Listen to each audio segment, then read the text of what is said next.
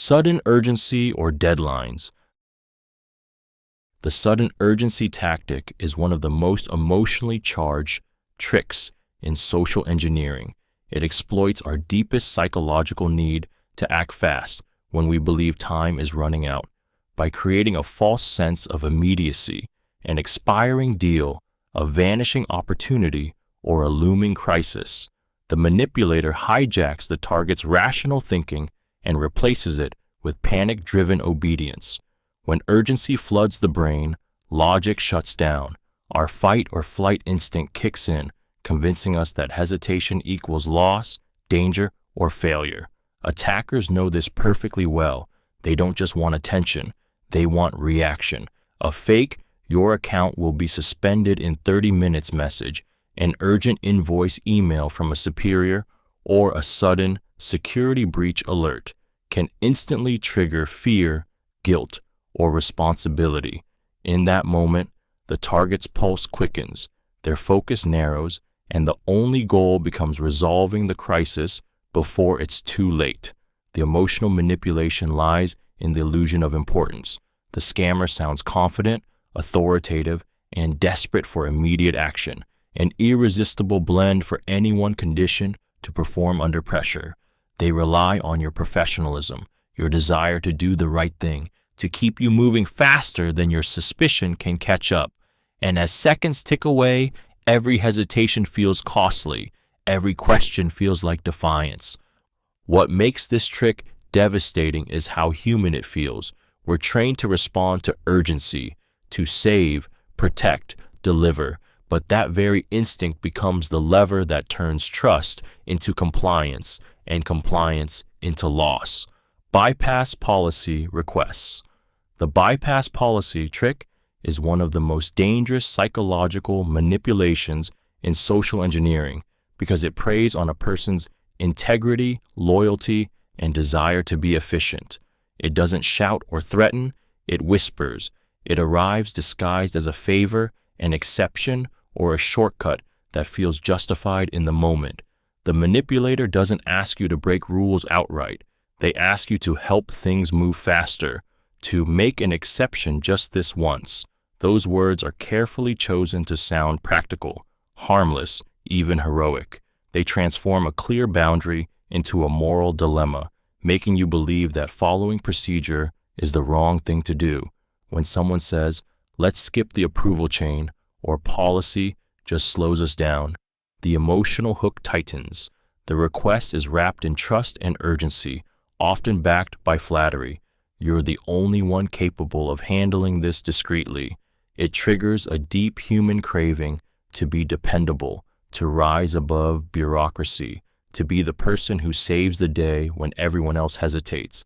That feeling is intoxicating, but it's also the moment your defenses collapse. The genius of this tactic lies in how it reframes responsibility. You're no longer following rules, you're protecting progress. The manipulator knows that once you've ignored one small policy, you've declared yourself reasonable, and they can exploit that identity again. Each harmless exception chips away at the system meant to protect you until the boundary between ethical and risky fades completely. Bypassing policy isn't about convenience. It's a carefully orchestrated act of persuasion designed to make you trade security for significance, control for belonging, and caution for misplaced loyalty. Excessive praise or flattery. The flattery trick is among the most disarming and seductive tactics in social engineering, a velvet glove form of manipulation that feeds on one of the oldest human desires, to feel valued and seen. It doesn't strike like a threat. It caresses like admiration. The manipulator begins by showering you with compliments that feel genuine, tailored, and earned. They'll praise your professionalism, your intelligence, your reliability. Every word is a calculated investment designed to lower your guard and make you crave their approval. Flattery creates emotional debt. When someone praises you, your brain releases dopamine, a rush of warmth and validation that makes you unconsciously want to reciprocate. You start trusting their words more, agreeing faster, and questioning less. The manipulator knows this. They make you feel exceptional. You're the only one who understands. You're the smartest person here. Those lines sound innocent, but they're not compliments. They're keys turning inside your self-esteem. As the praise builds, your instincts start to quiet. You stop noticing red flags because the attention feels so good. The manipulator might combine it with urgency or secrecy, saying, "I wouldn't ask anyone else, but you're special." Now, refusing them doesn't feel like protecting yourself. It feels like betraying the bond they've created. The danger lies in how invisible the manipulation becomes. Flattery doesn't demand compliance. It makes you offer it willingly. It replaces skepticism with pride, caution with confidence. In the glow of admiration, defenses dissolve, and the manipulator smiles, because the moment you believe their praise, you've already started working for them. Keep this secret. The keep this secret trick is one of the most chillingly effective tools in social engineering because it weaponizes trust and turns silence into control. At first, it feels intimate, someone confiding in you, lowering their guard, treating you like an insider. They whisper, "This stays between us," and in that moment, it feels like loyalty.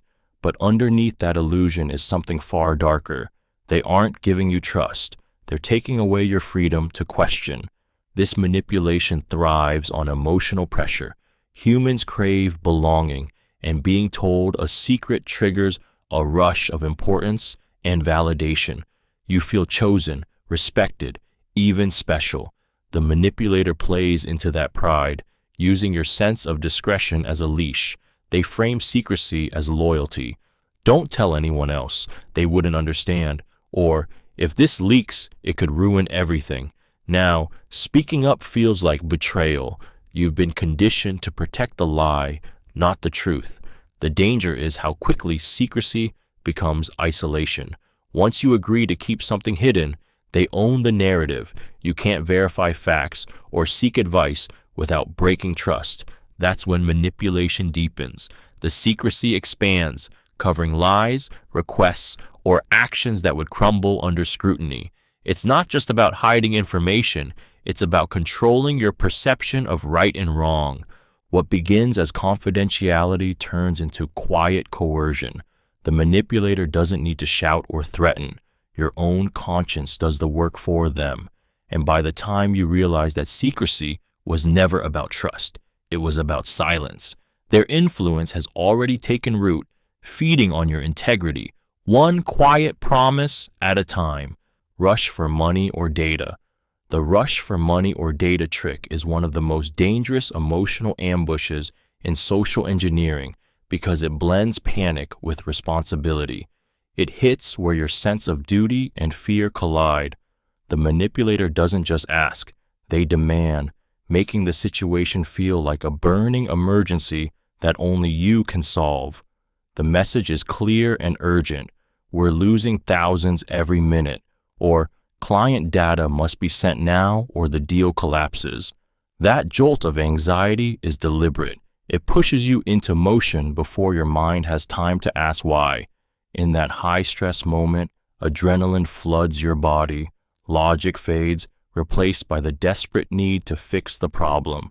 You stop verifying sender details. You skip approval steps. You trust that voice on the phone because the cost of delay feels unbearable. This is how professionals, smart, cautious people, get trapped. The manipulator crafts an illusion of chaos. Knowing urgency blinds judgment. They impersonate authority figures, exploit deadlines, and frame hesitation as failure. You're not just helping. They make you believe you're saving something vital. The trick works because it hijacks two of your strongest instincts, protect and perform. The fear of loss and the pressure to deliver combine into compliance. The moment you send that payment or data, the false crisis dissolves, leaving only silence and regret. What felt like duty was deception. What felt like speed was sabotage. The rush wasn't real. It was a weapon, and every second you were meant to hurry was a second stolen from your ability to see the truth. Role language feels off. When someone's role language feels off, it strikes a strange, almost subconscious chord. Something just doesn't sound right. The words are close enough to seem legitimate, yet slightly mismatched in tone, vocabulary, or structure. This is where social engineers thrive, weaving a performance of authority that falls apart only when you listen closely. They impersonate managers, vendors, or IT staff, but their speech betrays them. It's too formal where it should be casual, too casual where professionalism is expected, too vague when precision is normal. Those subtle cracks are the fingerprints of deceit. Language carries identity. Every profession, every team, every organization has its rhythm, a shorthand of trust shaped by shared experience. A real colleague knows the acronyms, the phrases, the little quirks that outsiders never quite get right. A manipulator tries to imitate that rhythm, but always misses the beat. They'll say, your employee ID, instead of your user handle, or refer to systems that no one in your company actually uses. These linguistic fractures reveal their ignorance, even when their tone sounds confident. The danger lies in our instinct to smooth over those differences. We rationalize the odd phrasing, assuming it's a typo, an accent, or just a rushed message. But that hesitation, that split-second flicker of confusion, is your subconscious warning you that something is wrong. Social engineers exploit politeness. They rely on your unwillingness to question. When role language feels off, it isn't just sloppy communication. It's the mask slipping, the illusion cracking, and a manipulator testing how much disbelief you're willing to ignore. Odd grammar or tone. The odd grammar or tone trick is one of the most subtle red flags in social engineering because it hides in plain sight, camouflaged beneath urgency, charm, or authority. It feels small, almost harmless at first. A misplaced word, an awkward phrase, a slightly off rhythm in how someone writes or speaks. But those tiny distortions are often the cracks through which deception leaks. To the manipulator, tone isn't just communication, it's a mask. They craft it carefully, borrowing familiarity, mimicking professionalism, and bending language just enough to sound convincing, but not quite human. Every scammer knows that emotion can drown scrutiny. By the time you notice something feels off, your emotions, fear, empathy, respect, are already engaged. Maybe the grammar seems inconsistent, or the tone shifts suddenly between polite and pushy. It's unsettling because your intuition whispers that something doesn't match the person they claim to be. That discomfort is the warning signal your logical mind tries to rationalize away. You tell yourself they might just be rushed, tired, or foreign. That's exactly what the manipulator wants. Doubt becomes dismissal, and dismissal becomes permission. They rely on psychological noise, the human tendency to fill in blanks and excuse inconsistencies. The moment you do, they've bypassed your internal alarm system, the voice that feels almost right. The message that sounds just believable enough is often written not by accident, but by design. The tone mismatch is the footprint of someone pretending, someone rehearsed in the art of sounding almost authentic. It's never the typo that betrays them. It's the emotion that doesn't quite fit. New contact, unknown channel. The new contact, unknown channel trick preys on one of the most basic human instincts, the desire to connect and respond when approached politely. It starts innocently, a message from someone you don't recognize, on a platform you don't usually use for business, with a tone that feels casual but slightly urgent. Maybe it's a vendor reaching out through WhatsApp, a colleague messaging from a new number, or a recruiter who found you through LinkedIn. The manipulator relies on your curiosity and politeness to open the door. Just a click, a reply, a moment of trust. This trick works because it disorients you. By shifting communication to an unfamiliar channel, they remove the safeguards you normally rely on: company email filters, IT monitoring, verification process. Suddenly, the conversation feels personal and private. The newness creates excitement or confusion, both of which cloud caution. The attacker frames their presence as convenience or necessity. I couldn't reach you on the regular system, or this app is faster. You feel compelled to respond because ignoring them feels rude or unprofessional. Then comes the subtle progression. A friendly chat becomes a favor, a document, a link, a quick check they need your help with. The tone stays warm, disarming, and familiar, but every word is pulling you deeper into a trap built outside official oversight. The manipulator counts on the illusion of connection to replace verification. By the time you realize that no one else in your team uses this channel, it's often too late. The breach didn't happen through technology. It happened through trust, delivered by a stranger who felt just familiar enough to believe. Contradicts past information. The contradicts past information trick is one of the most subtle yet psychologically jarring manipulations in social engineering. It preys on your instinct to resolve confusion, to make conflicting details fit into a coherent story. When someone presents new information that clashes with what you already know, an updated payment detail, a change procedure, a reverse decision, you hesitate, but only for a moment. That discomfort you feel, that tiny flicker of doubt, is exactly what the manipulator counts on. They know your brain can't stand inconsistency, and they weaponize that need for clarity. The tactic often begins with authority. The manipulator references familiar names, policies, or events, then twists one small element, a date, a number, a signature. You recognize enough truth to trust them, but the subtle difference creates uncertainty. When you question it, they respond with confidence, even irritation. That's been updated. Or didn't you get the latest memo? The tone alone pressures you to doubt yourself instead of them. This trick thrives in busy environments where people rely on memory and routine. By contradicting known facts, the manipulator forces you into cognitive dissonance, a mental discomfort that begs for resolution.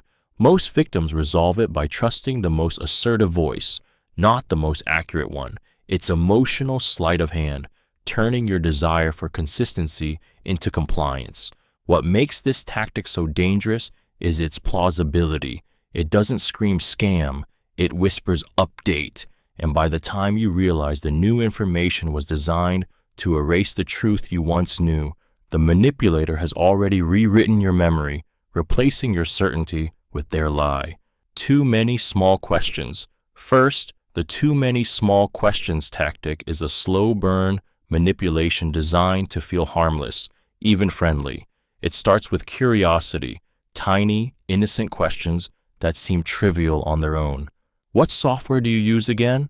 Who handles invoices in your team? What time do you usually log off? Each question feels like idle conversation, but together they form a map, a detailed portrait of your habits, processes, and vulnerabilities. The manipulator doesn't demand trust. They earn it one harmless answer at a time. This method works because it slips beneath suspicion. People instinctively let their guard down when the stakes feel low. Answering small questions creates comfort, rhythm, and rapport. The manipulator mirrors interest and gratitude, making you feel helpful and heard. Yet every answer you give fills another gap in their puzzle: how your company communicates, who approves requests, which tools you rely on, what times you're distracted. It's reconnaissance disguised as politeness. The emotional trap lies in reciprocity. When someone asks thoughtful questions, we feel obligated to respond. It's human nature. We equate engagement with respect. Social engineers exploit that impulse, knowing that the more you talk, the more predictable you become. By the time the real question comes, one that asks for access, data, or a favor, you've already built momentum through dozens of safe exchanges. The danger isn't in one question, it's in the pattern.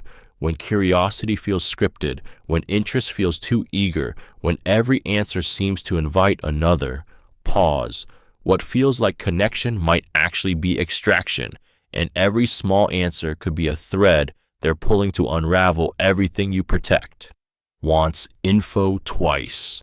The once info twice trick is one of the most unnerving psychological manipulations in social engineering because it hides behind a mask of innocence. On the surface, the request seems harmless, someone simply asking for a piece of information again. Maybe they say they misplaced it, didn't receive it, or just need to confirm, but beneath that ordinary repetition lies a deliberate tactic to make you question your own memory, to normalize giving away sensitive details, and to build comfort around oversharing. The manipulator uses subtle repetition to wear down your caution. The first time you share, it feels routine. The second time, it feels redundant, but you comply anyway, because refusing to repeat might seem rude or unhelpful. That's the psychological trap. They create small, familiar moments that erode your defenses, teaching your brain that it's safe to disclose the same thing twice. And once you've repeated one harmless detail, asking for something riskier feels natural, even justified. This tactic also exploits confusion and rhythm. In fast-moving environments, emails, calls, messages, asking twice appears like a simple follow-up, but it's actually a precision test. If your answer changes even slightly, they learn how much you remember, how consistent you are, and how easy it is to manipulate your confidence. When someone asks for the same data twice, it's rarely about clarity. It's about control. The second ask is a probe, a crack in awareness, a moment when the attacker learns whether your vigilance has softened. They don't need to steal your secrets all at once. They just need to make you comfortable saying them again. Moves chat off platform. The moves chat off platform trick is one of the most calculated manipulations in social engineering because it hides deception behind convenience. It begins innocently enough. A coworker, client, or vendor asking, "Can we switch to my personal number?" Or, "Let's continue this on WhatsApp. It's easier." The suggestion sounds harmless, even practical, but in reality, it's a deliberate attempt to drag you away from the safety of monitored systems and into the shadows where oversight disappears and manipulation thrives. When the conversation moves off-platform, the attacker gains freedom. Corporate channels log conversations, flag suspicious attachments, and allow verification. Personal apps and external messengers don't. The manipulator knows this. They play on your desire to be accommodating, using friendliness, urgency, or false authority to make the transition feel natural. "I'm traveling and can't access the official system," they might say. Or, "This app keeps freezing. Let's switch to text." You want to be helpful, so you agree. And that's when control quietly transfers. Once outside secure boundaries, tone shifts. The manipulator becomes more personal, more insistent, more demanding. They might send confidential files, request credentials, or share temporary links that bypass company firewalls. Every message is crafted to feel exclusive and urgent, pressing you to act before you think. The isolation amplifies pressure. There's no easy way to verify their identity, no record for your team to review, no safety net if something goes wrong. By the time you feel uneasy, you're already entangled in a one-on-one exchange designed to erase accountability. Moving off-platform isn't about convenience. It's about control, about stripping away your defenses until the only voice left guiding your actions is theirs. Tech emergency with no proof. The tech emergency trick is a masterful exploitation of panic, urgency, and trust in authority. It begins with chaos, an email from IT support, a sudden system alert, a frantic message claiming your account, server, or entire network is at risk. The manipulator's goal isn't to inform you, it's to terrify you into submission. They use words like critical, breach, failure, or shutdown imminent to spike your adrenaline before your logic can catch up. They demand instant action. Click this link, share your password, authorize remote access right now. And because it sounds technical, urgent, and official, it feels real. This trick preys on fear, the fear of causing damage, of losing data, of being blamed. The manipulator knows that in moments of technical confusion, authority shifts. You stop questioning and start obeying whoever sounds most confident. They mimic the tone of IT staff, use fake ticket numbers, or reference real tools and systems to make their story believable. Every detail is designed to feel authentic enough that your hesitation feels dangerous, but the truth is always in the proof. And here, there is none. No verified alert, no system logs, no real confirmation from your IT department. The emergency exists only in their words, but by the time you realize that, you may have already handed over access or sensitive data. The brilliance of this scam is its simplicity. Panic clouds reason, and in that fog, control slips away. The manipulator doesn't need your trust. They just need your fear to move faster than your doubt. Overly complex explanations. The overly complex explanations trick is one of the most deceptive weapons in a manipulator's arsenal because it hides lies beneath a fog of intellect and authority. Instead of using threats or urgency, the social engineer buries the target under layers of jargon, technical terms, and convoluted reasoning. The goal isn't clarity, it's confusion. When you can't fully follow what someone is saying, your brain instinctively shifts from analyzing to trusting, especially if the speaker sounds confident. They overwhelm you just enough that it feels easier to agree than to question. This tactic exploits a powerful psychological reflex. People equate complexity with expertise. When someone sounds smart, we hesitate to challenge them for fear of looking ignorant. The manipulator uses that insecurity like a lever, building an illusion of credibility so dense that you start doubting your own understanding. They'll drop acronyms, reference obscure systems, and justify contradictions with words that sound official but mean nothing. Every sentence feels like proof of competence, yet none of it actually answers the question you asked. The emotional manipulation deepens through subtle intimidation. You start feeling small, out of your depth, and eager to move on. That discomfort is intentional. The longer you pretend to understand, the tighter their control becomes. You nod, agree, comply, just to escape the confusion. But that's exactly the trap. The manipulator doesn't need you to believe them, they just need you to stop thinking critically. When explanations become too tangled, when clarity vanishes behind confidence, that's not intelligence, it's misdirection. And buried inside that complexity is the truth they never want you to see. Dodges simple questions. The dodges simple questions trick is one of the clearest yet most unnerving signs of social manipulation because it reveals a predator hiding behind politeness. When someone avoids direct answers to easy questions, it's never about confusion, it's about control. The manipulator uses vagueness as armor, turning clarity into a weapon against you.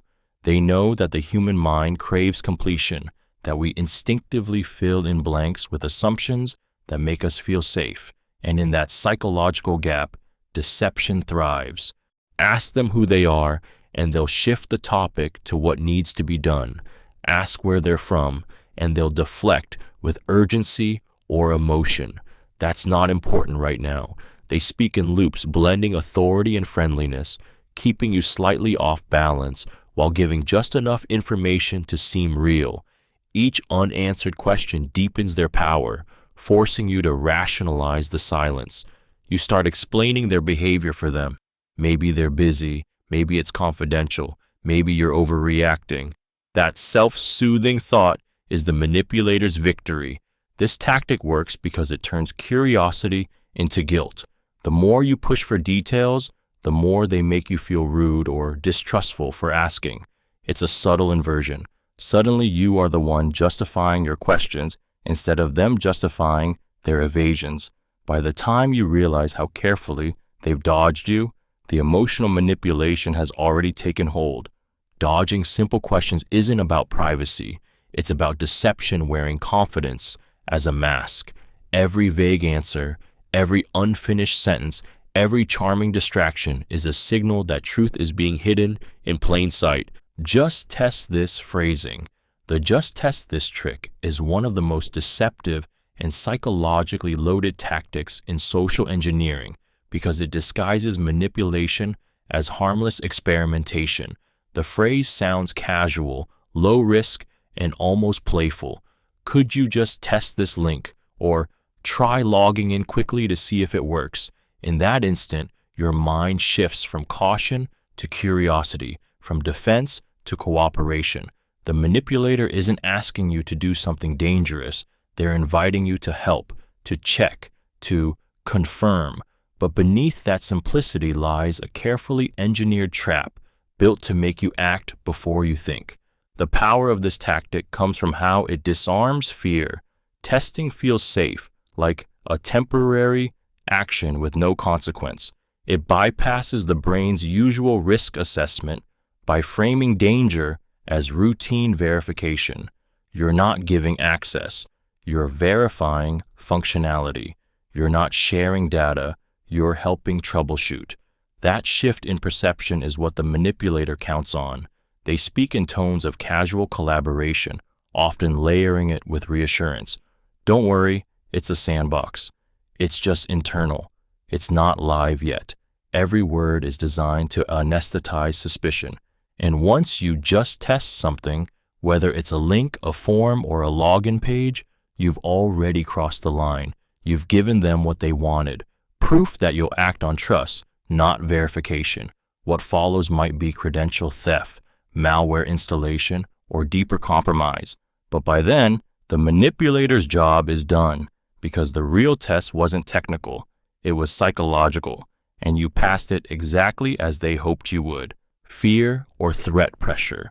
The fear or threat pressure tactic is one of the most psychologically violent forms of manipulation, designed to shatter composure and force obedience. It doesn't reason, it intimidates. The manipulator creates an atmosphere of dread, using threats of punishment, exposure, or loss to paralyze rational thought. They might claim your job, your data, your reputation is at risk unless you act immediately. The voice, whether written or spoken, is sharp, commanding, and relentless. It triggers an instinct older than logic, survival. Fear is the most primitive motivator of human behavior. When we're scared, our brain's fight or flight system overrides analysis. We don't think, we react. The manipulator thrives in that reaction. They frame hesitation as danger. If you delay, the system crashes. If you tell anyone, you'll be held responsible. Each threat isolates you further, pushing you into a corner where compliance feels like the only escape. What makes this trick devastating is how real it feels. The manipulator may pose as a superior, a regulator, even law enforcement. Their goal is to control you through anxiety, to make you equate obedience with safety. They speak with authority, use official language, and repeat the consequences until fear becomes obedience. Under that pressure, even the most rational minds crumble. You start doubting yourself, believing that silence or compliance will make the terror stop. But fear never satisfies. It only consumes. The moment you surrender to it, the manipulator wins absolute control, feeding off your panic until resistance feels impossible and reason becomes just a faint whisper beneath the sound of threat. Unusual gifts or perks. The unusual gifts or perks tactic is one of the most emotionally seductive traps in social engineering, a calculated dance of generosity meant to erode skepticism and create obligation. It begins innocently, wrapped in kindness. A free subscription, a surprise voucher, a thank you package that seems thoughtful but oddly specific. Humans are hardwired to respond to gifts with warmth and gratitude, yet beneath that warmth lies the manipulator's invisible hook, reciprocity. When someone gives us something, especially unexpectedly, we feel compelled to give something back. That's the moment they start tightening the strings. The trick works because generosity disarms. A gift bypasses rational defenses and speaks directly to emotion. You tell yourself it's harmless, a small gesture, maybe even earned, But every free perk subtly shifts the balance of power. The manipulator stops being a stranger and starts feeling like an ally, someone invested in your comfort. They build trust through tokens, not truth, each one designed to make refusal feel rude and compliance feel natural. What makes this method dangerous is its charm. It doesn't look like manipulation. It feels like appreciation. The gift might carry a logo, a link, or an invitation to explore something further. You're not pressured. You're flattered. You're not being coerced. You're being rewarded. That illusion of goodwill blurs boundaries, making you more likely to share information, click a link, or overlook a red flag. But real generosity asks for nothing in return. When kindness comes with convenience, when gratitude feels rehearsed, when a gift arrives from someone you barely know, pause. In that shine of unexpected generosity might hide the softest, most elegant form of control. Password or OTP requests. The password or OTP requests trick is the most direct and devastating form of social engineering, a psychological ambush that turns trust into a weapon. It never starts with the obvious demand. It begins with panic, authority, or care. A fake security alert flashes across your screen. A calm voice claiming to be IT says your account is compromised. A message warns that access will be revoked unless you act immediately. In that moment, adrenaline takes over, drowning out logic, and you do what every scammer prays for. You comply before you think. The manipulator knows that fear and urgency short-circuit rational thought. They mimic authority using tone, formatting, and urgency to trigger obedience. They speak the language of safety. We're here to protect your account. Just verify your identity. Each phrase feels reassuring, yet every word is bait. The request for your password or one-time code isn't random. It's surgical. They're not stealing credentials. They're stealing your trust, disguised as routine procedure. When someone asks for a password or OTP, it's never about verification. It's about control. They create the illusion of helping you recover something, when in reality, you're handing them the keys. The scariest part? Victims rarely realize they've been deceived until after the intruder is already inside. What makes this tactic so haunting is how personal it feels. It preys on the instinct to protect, to act fast, to be responsible. Yet in that desperate moment, to secure what's yours, you become the one who unlocks the door for them yourself. Display name mismatch.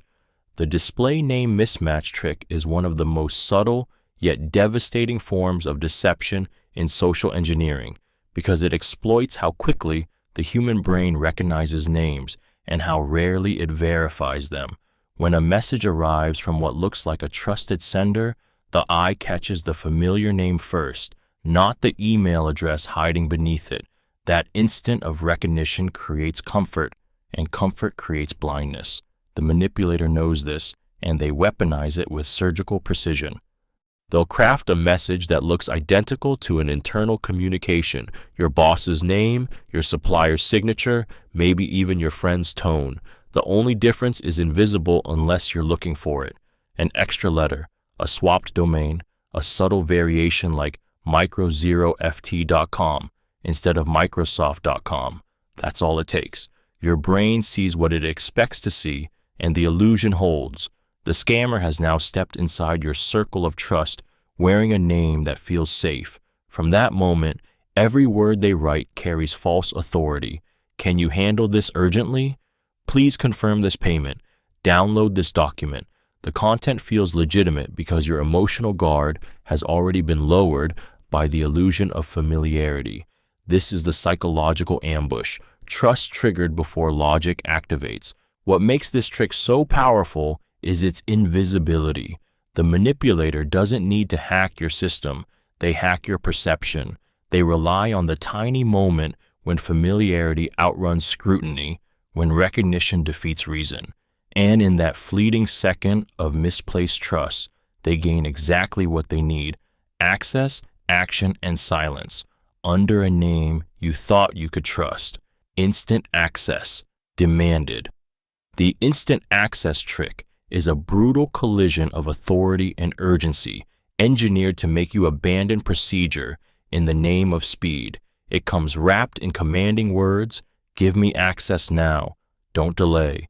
This is time sensitive. The manipulator's tone isn't a request, it's an order. It creates a false crisis where hesitation feels like defiance. In those seconds of pressure, your instinct to comply with authority collides with your duty to protect security, and fear usually wins.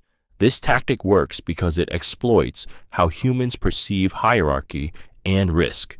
When someone sounds authoritative, we're wired to obey, especially when they combine power with panic. The manipulator might impersonate an executive, a vendor, or even IT support. They rely on dominance, not persuasion. Their confidence becomes the weapon. I don't have time for red tape, or just do it now and we'll fix the paperwork later. Each command strikes at your professionalism, making you feel that refusing is the bigger mistake. The danger lies in how instant access bypasses every safeguard in one move. Once you grant it, whether to a system, document, or account, you've handed over control that can't be easily undone. The manipulator doesn't need your trust, they just need your compliance before doubt catches up. The power of this trick isn't in technology, it's in tempo. By demanding speed, they steal thought. By asserting authority, they silence reason. And in the moment you obey without verification, they don't just gain access to data, they gain access to you, your judgment, and the system built to depend on it. Delete records request. The delete records trick is one of the most insidious manipulations in social engineering because it cloaks destruction in the language of protection. It sounds responsible, someone claiming that data must be erased for compliance, privacy, or just to keep things clean. But beneath that request lies a psychological snare designed to make you an accomplice in covering tracks, destroying evidence, or dismantling accountability. The manipulator doesn't ask you to commit a crime. They make you feel like you're preventing one. This tactic thrives on moral inversion. The attacker invokes urgency, secrecy, or authority to twist your sense of duty. This is confidential. Delete everything right after. Or, we can't risk this leaking. It sounds like caution, but it's really coercion. By asking you to erase records, they isolate the truth, ensuring there's no paper trail, no audit, no way to prove what truly happened. It's not a request, it's a command wrapped in reassurance. The emotional pressure comes from the illusion of responsibility. You're told it's for compliance, reputation, or security. You feel like you're protecting your team or your company, when in fact you're dismantling its safeguards. The manipulator exploits trust by making you believe that silence equals integrity and deletion equals diligence. The real danger isn't in what's erased, it's in what's left behind: doubt, blame, and the empty space where truth once existed. Deleting records at someone's request isn't a small favor. It's surrendering the evidence that could expose manipulation itself. And once it's gone, so is your ability to prove that the lie ever happened. New payment details. The new payment details trick is one of the most financially devastating and emotionally manipulative scams in social engineering. It hides behind routine business language, professional, polite, and urgent enough to feel legitimate. The attacker doesn't ask for money directly, they redirect it. An email arrives claiming the supplier's bank account has changed, or a manager's new vendor needs an immediate transfer. It feels procedural, bureaucratic, safe, but underneath that calm tone is a predator exploiting trust built over months of genuine communication. This tactic works because it feels familiar. Invoices, purchase orders, and account updates are part of normal operations. The manipulator mimics real templates, copies signatures, even replicates writing styles. They craft their message to blend perfectly into your daily workflow. They may say the old account is under audit or temporarily frozen, wrapping deception in believable logic. Every sentence is engineered to suppress doubt, making you act before verifying. The emotional manipulation lies in subtle pressure, a promise of efficiency or a warning of delay. You are made to feel responsible for keeping things moving, not questioning them. And once the transfer is made, the money vanishes into untraceable accounts, often seconds before realization strikes. The shock that follows isn't just financial, it's deeply personal. You feel betrayed, embarrassed, violated by something that seems so ordinary. The danger of new payment details isn't in complexity, but familiarity. It feels like business as usual until it isn't. One moment of trust, one unchecked update, and what looked like diligence becomes the perfect heist hidden inside your own routine. Fake screenshots as proof. The fake screenshots as proof trick is one of the most emotionally manipulative and visually convincing tactics in social engineering because it weaponizes what we instinctively trust, what we can see. A screenshot feels undeniable. It looks like evidence, frozen in pixels, impossible to argue with. But to a manipulator, it's just another mask, a crafted illusion designed to hijack your sense of certainty and force belief through visual shock. The attacker knows that the human brain processes images faster than logic. When you see a message thread, a bank transfer, or an approval screenshot, you don't analyze it, you react. You feel relief, urgency, anger, or guilt, depending on the story they want you to believe. Look, the payment already went through. Here's the CEO confirming it. I already spoke with your manager. Each line, each timestamp, each fake interface is tailored to dissolve doubt before it forms. And once emotion takes over, reason retreats. You stop verifying because the proof feels irrefutable, but every pixel may be a lie. Edited names, fabricated balances, forged conversations that never existed. The manipulator counts on your instinct to trust what's visible, to avoid conflict, to move quickly. They may even layer the deception with false frustration. You don't believe me? It's right there. A guilt trap designed to make you concede. The cruel genius of this trick is its simplicity. Technology no longer needs to hack your systems when it can hack your perception. The screenshot becomes a weapon, an illusion of truth built to exploit your faith in what your eyes can see. Spoofed Caller ID. The Spoofed Caller ID trick is a chilling illusion of legitimacy, one that turns trust itself into a weapon. It starts with a familiar number, a supervisor, a bank, a vendor, or even a family member. When your phone lights up with that name, your guard lowers instantly. The manipulator knows that recognition is the fastest way past suspicion.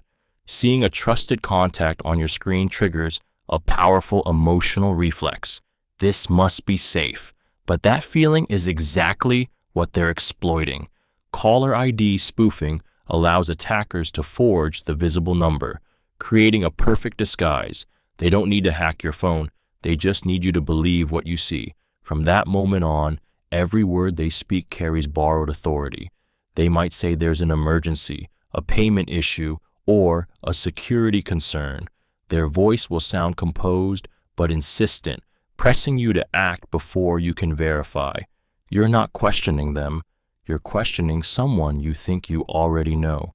The psychological manipulation deepens when they layer familiarity with fear.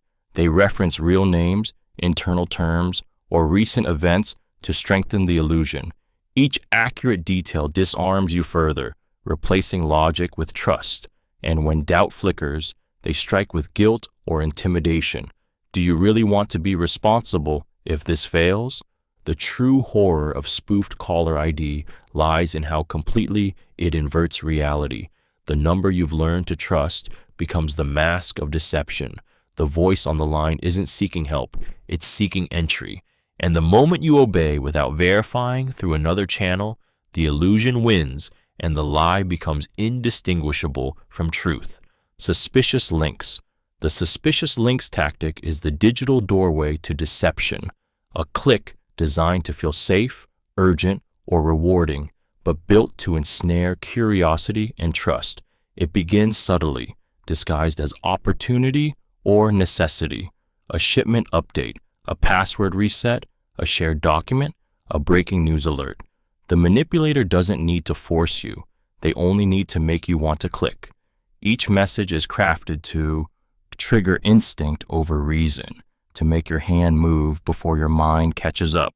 Psychologically, this trick preys on the human hunger for closure. When we see a link tied to something incomplete, an unanswered message, an unresolved issue, we feel compelled to finish the story. The scammer wraps that impulse in familiarity, company logos, believable language, even the illusion of personalization. The link itself might be shortened, slightly misspelled, or masked behind a phrase like, "click here to verify." One small click, and in that moment, the manipulator wins. Credentials stolen, systems infected, trust fractured. Emotion is their weapon of choice. They'll evoke panic with fake alerts or spark excitement with exclusive offers. They know that the more emotional you feel, the less analytical you become. That's why the trap feels urgent, personal, and impossible to ignore. The most dangerous part of a suspicious link is how ordinary it looks.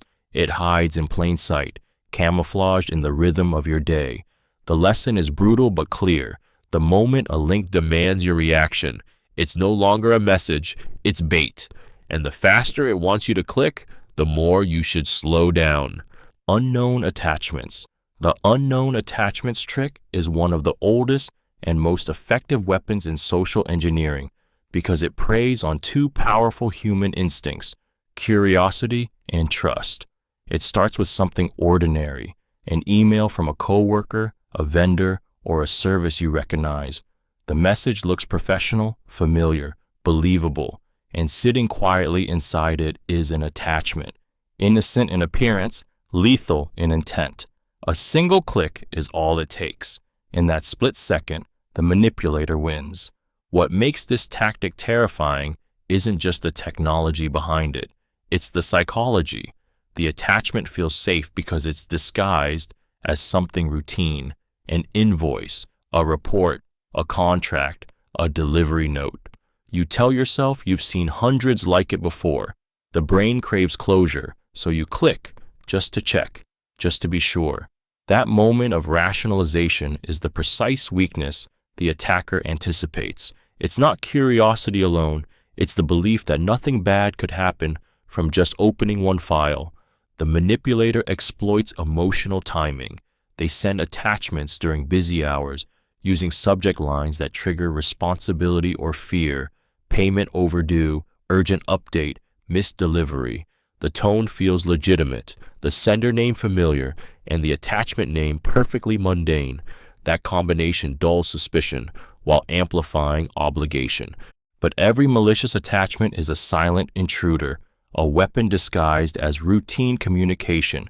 It doesn't ask for your password, it doesn't beg for trust. It waits for a click. And once that curiosity wins, the damage spreads invisibly, feeding on the very instinct that makes you diligent, the need to stay on top of things, the need to never ignore what might be important. Free email for business. The free email for business trick is one of the simplest yet most deceptive tactics in social engineering, exploiting the tiny gap between what feels familiar and what's actually trustworthy.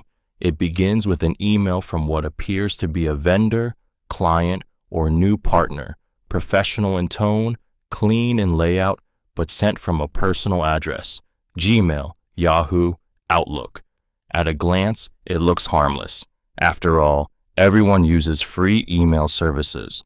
But in the hands of a manipulator, that innocent-looking domain becomes a mask, a tool to impersonate authority while escaping verification. This technique works because people associate professionalism with content, not infrastructure. If the message is polished and polite, the sender feels legitimate. The manipulator counts on that reaction. They mimic company templates, copy logos, and adopt official signatures, making their fake identity blend seamlessly into daily correspondence.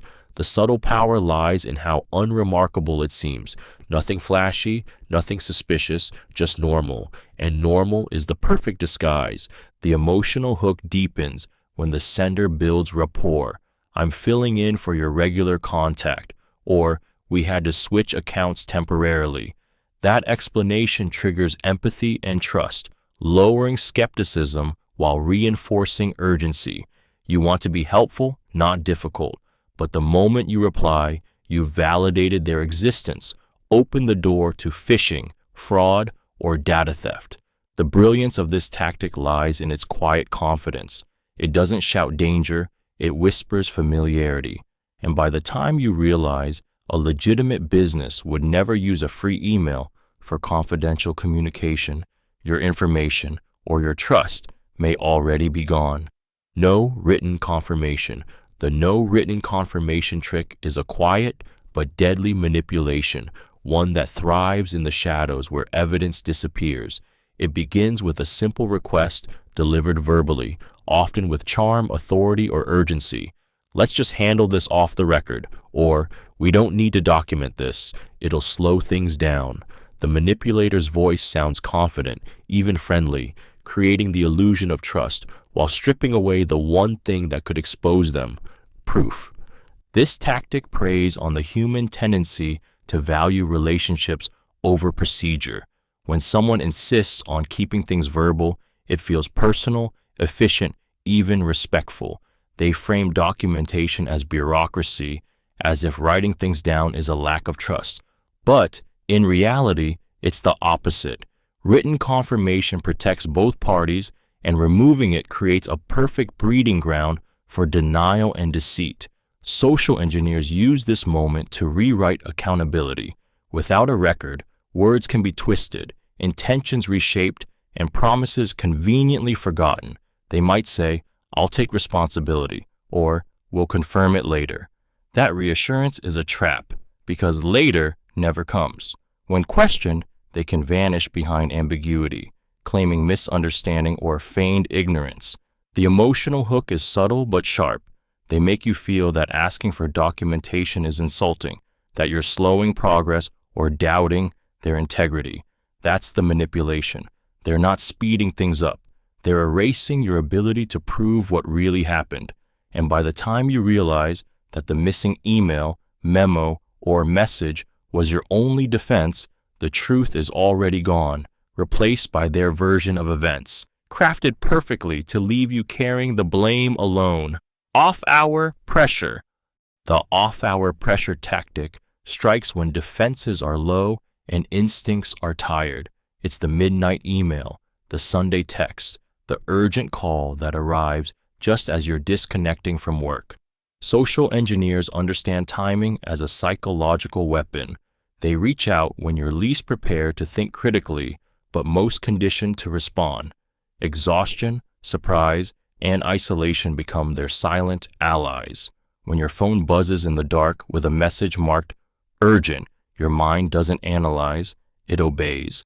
This trick works because it exploits professionalism and duty.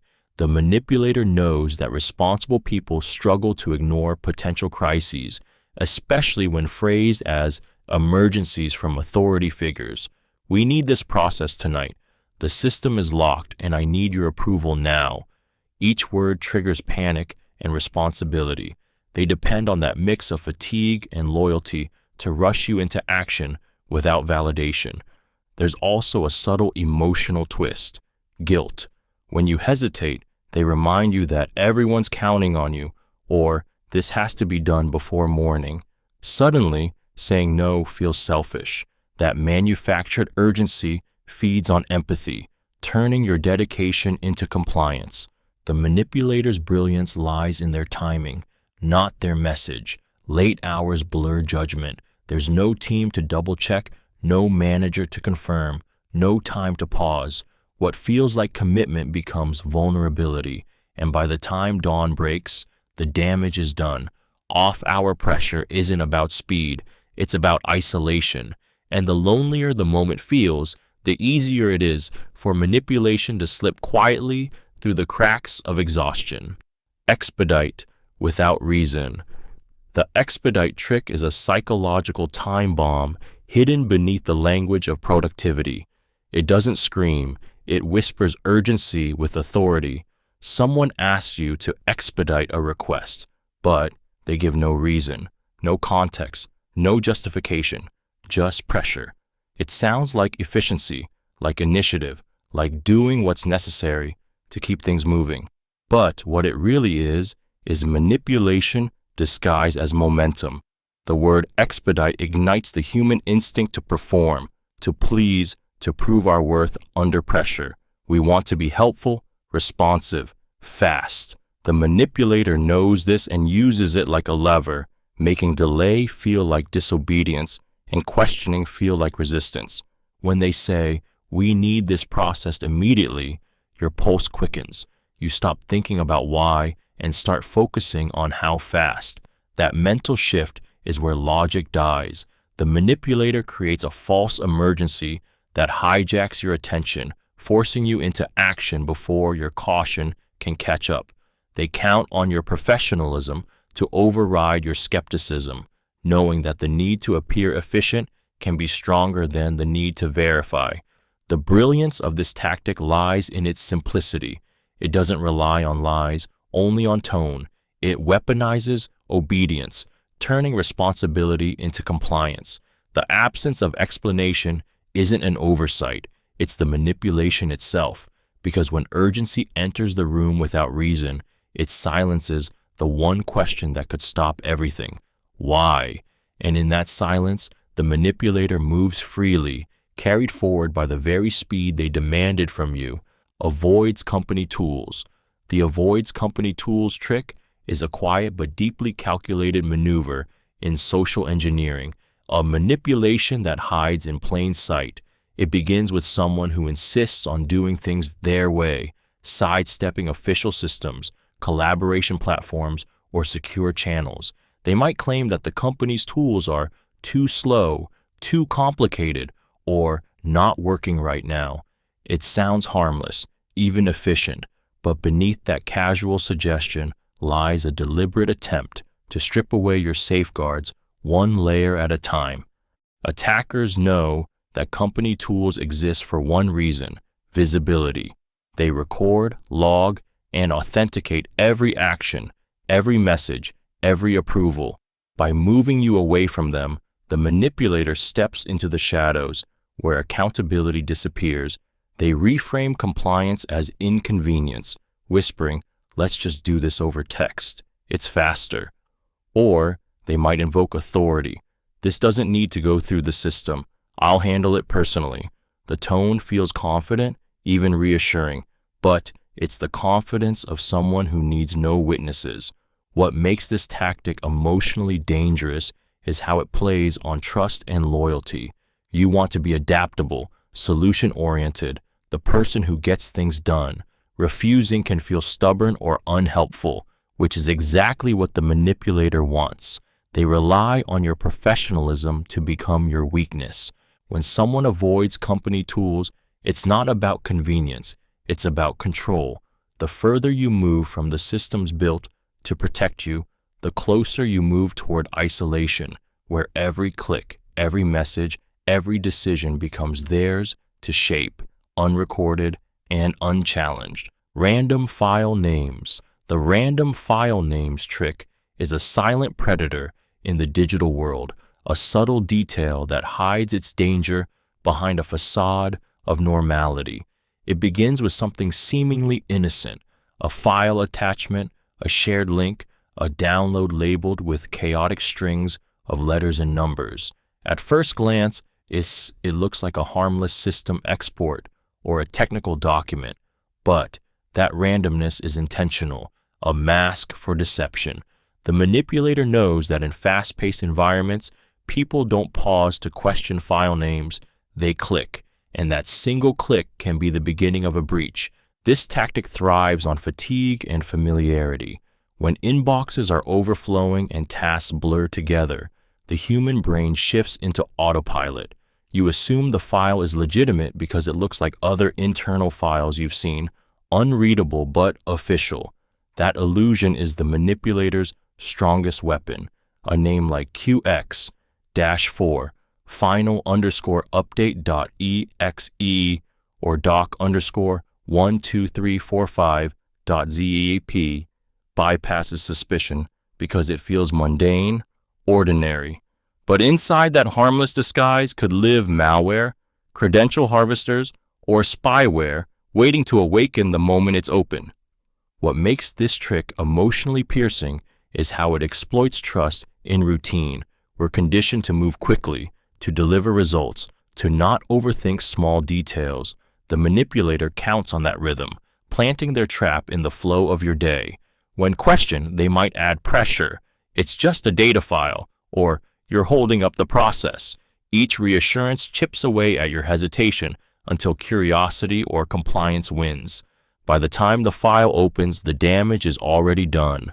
The randomness wasn't accidental, it was camouflage.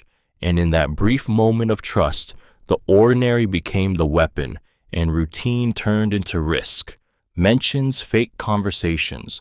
The mentions fake conversations tactic is a sinister manipulation that weaponizes memory and authority, making you question what you know to be true. It begins with confidence. We already discussed this. Your manager approved it, or you confirmed this last week. The statement sounds certain, too certain, and that certainty is the trap. The manipulator's goal is to rewrite your reality, just enough to make hesitation feel like incompetence. They don't need proof. They just need conviction strong enough to make you doubt yourself. This trick preys on the discomfort of contradiction. Most people avoid conflict, especially when they might appear forgetful or uninformed. When someone insists that a conversation already happened, your brain races to reconcile the inconsistency. You start second-guessing. Did I miss that email? Was it in a meeting I forgot? That flicker of self-doubt is the manipulator's opening. They exploit your instinct to appear cooperative and informed, nudging you into compliance before verification feels necessary. Emotionally, this tactic is brutal because it feels personal. It doesn't attack your logic, it attacks your credibility. The manipulator builds pressure through calm insistence, layering authority and familiarity until their lie feels like memory. Sometimes they'll reference imaginary details, dates, names, or fragments of dialogue to make their story sound authentic. Each fabricated detail deepens the illusion, and your silence becomes their validation. The danger of this tactic isn't that you believe them, it's that you hesitate long enough for them to act. In those few seconds of doubt, they seize control of the narrative. When someone insists on a past conversation you can't recall, don't apologize. Verify, because the moment you defend against a lie, you're already inside their story. Asks remote control. The Ask remote control trick is one of the most dangerous manipulations in social engineering because it turns your own trust into a weapon. It usually starts with someone claiming to offer help, a technician, a vendor, or even a coworker who says they just need to take a quick look at your system. Their tone is calm, reassuring, confident. They make it sound routine, even helpful. It'll only take a minute. Just grant me access so I can fix it for you. But what they're really asking for is total control of your device, your data, and your defenses. This tactic works because it exploits your instinct to cooperate when faced with technical issues or authority. The manipulator often creates a believable context, a fake IT support call, a supposed system error, or a fabricated security alert. They use jargon, urgency, and empathy to overwhelm your skepticism. You feel relief that someone's helping, not realizing you're about to hand them the keys to everything. Once remote access is granted, they can move silently, stealing files, installing malware, or even watching you type passwords in real time. They might open legitimate tools like TeamViewer or AnyDesk, masking their intrusion as normal procedure. And the moment you trust them enough to click Allow, your privacy ends. The horror of this trick lies in how natural it feels. It doesn't look like a hack, it looks like help. By pretending to solve your problem, the The manipulator becomes the problem, turning your willingness to trust into the very doorway that lets them in. Keeps pushing after no. The keeps pushing after no trick is one of the most aggressive and emotionally violating tactics in social engineering because it exploits boundaries, the invisible lines that protect your time, your judgment, and your safety. A manipulator using this method refuses to accept your refusal. They smile through resistance, turning your no into a negotiation. Every polite deflection becomes an opening, every hesitation an opportunity to press harder. And beneath that persistence lies something far more dangerous than simple insistence. It's psychological warfare disguised as charm, pressure, or urgency.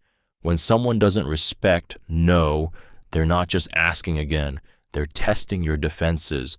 The first time, it's a request. The second time, it's manipulation. The third time, it's control.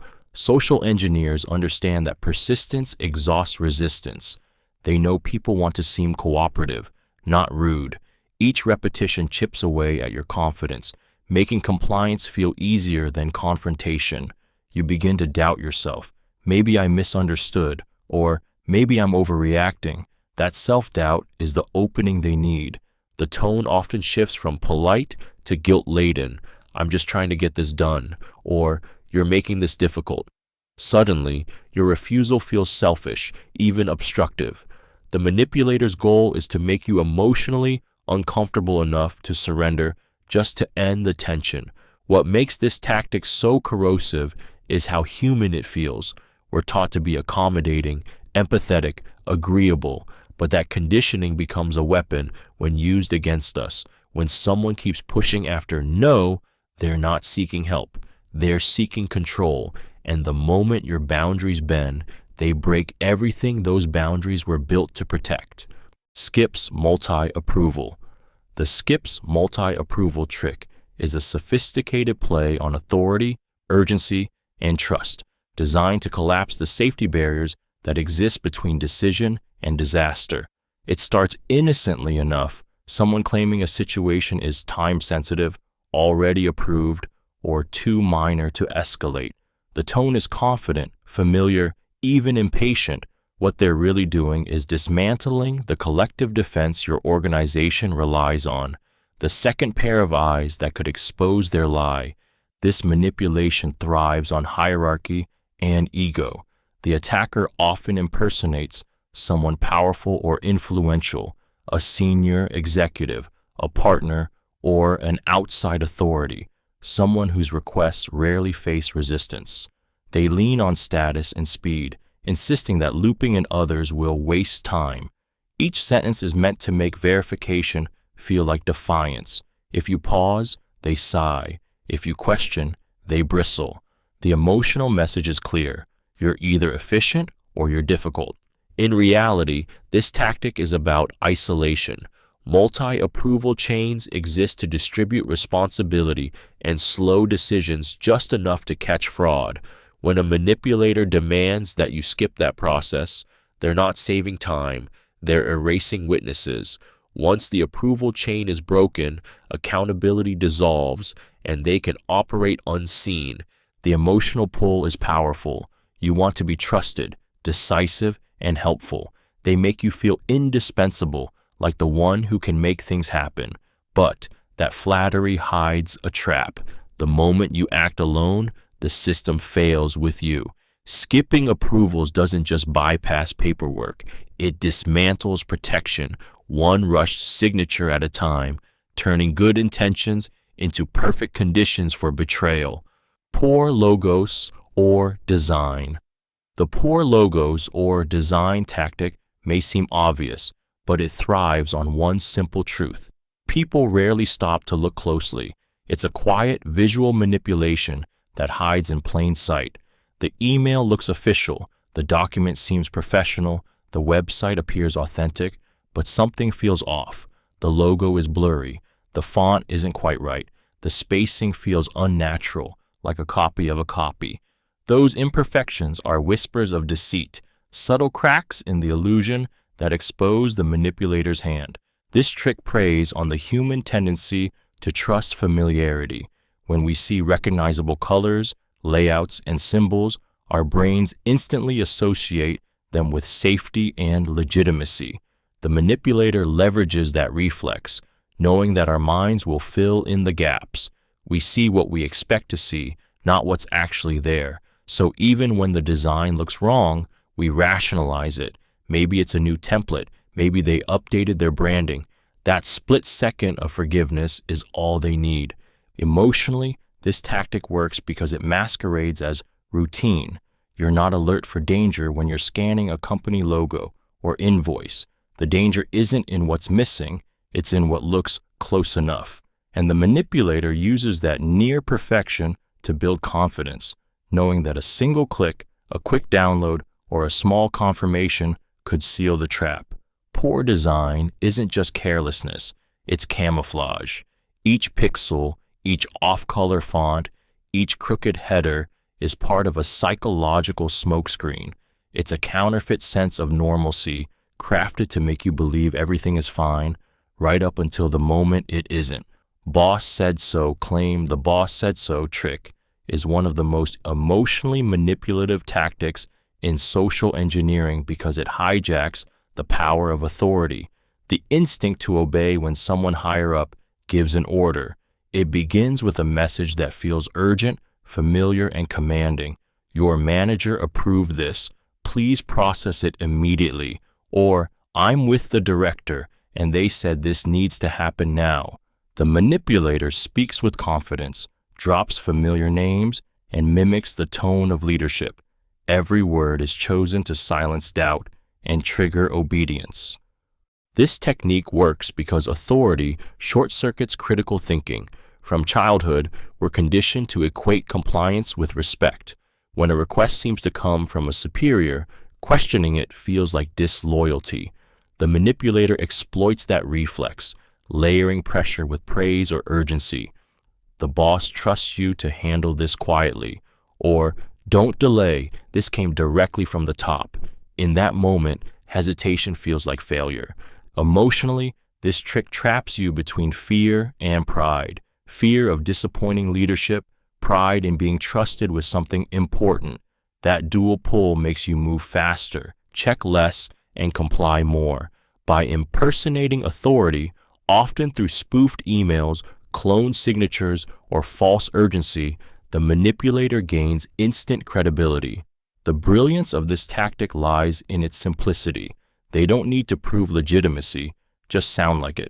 And while you're scrambling to meet the boss's expectations, the real danger unfolds quietly.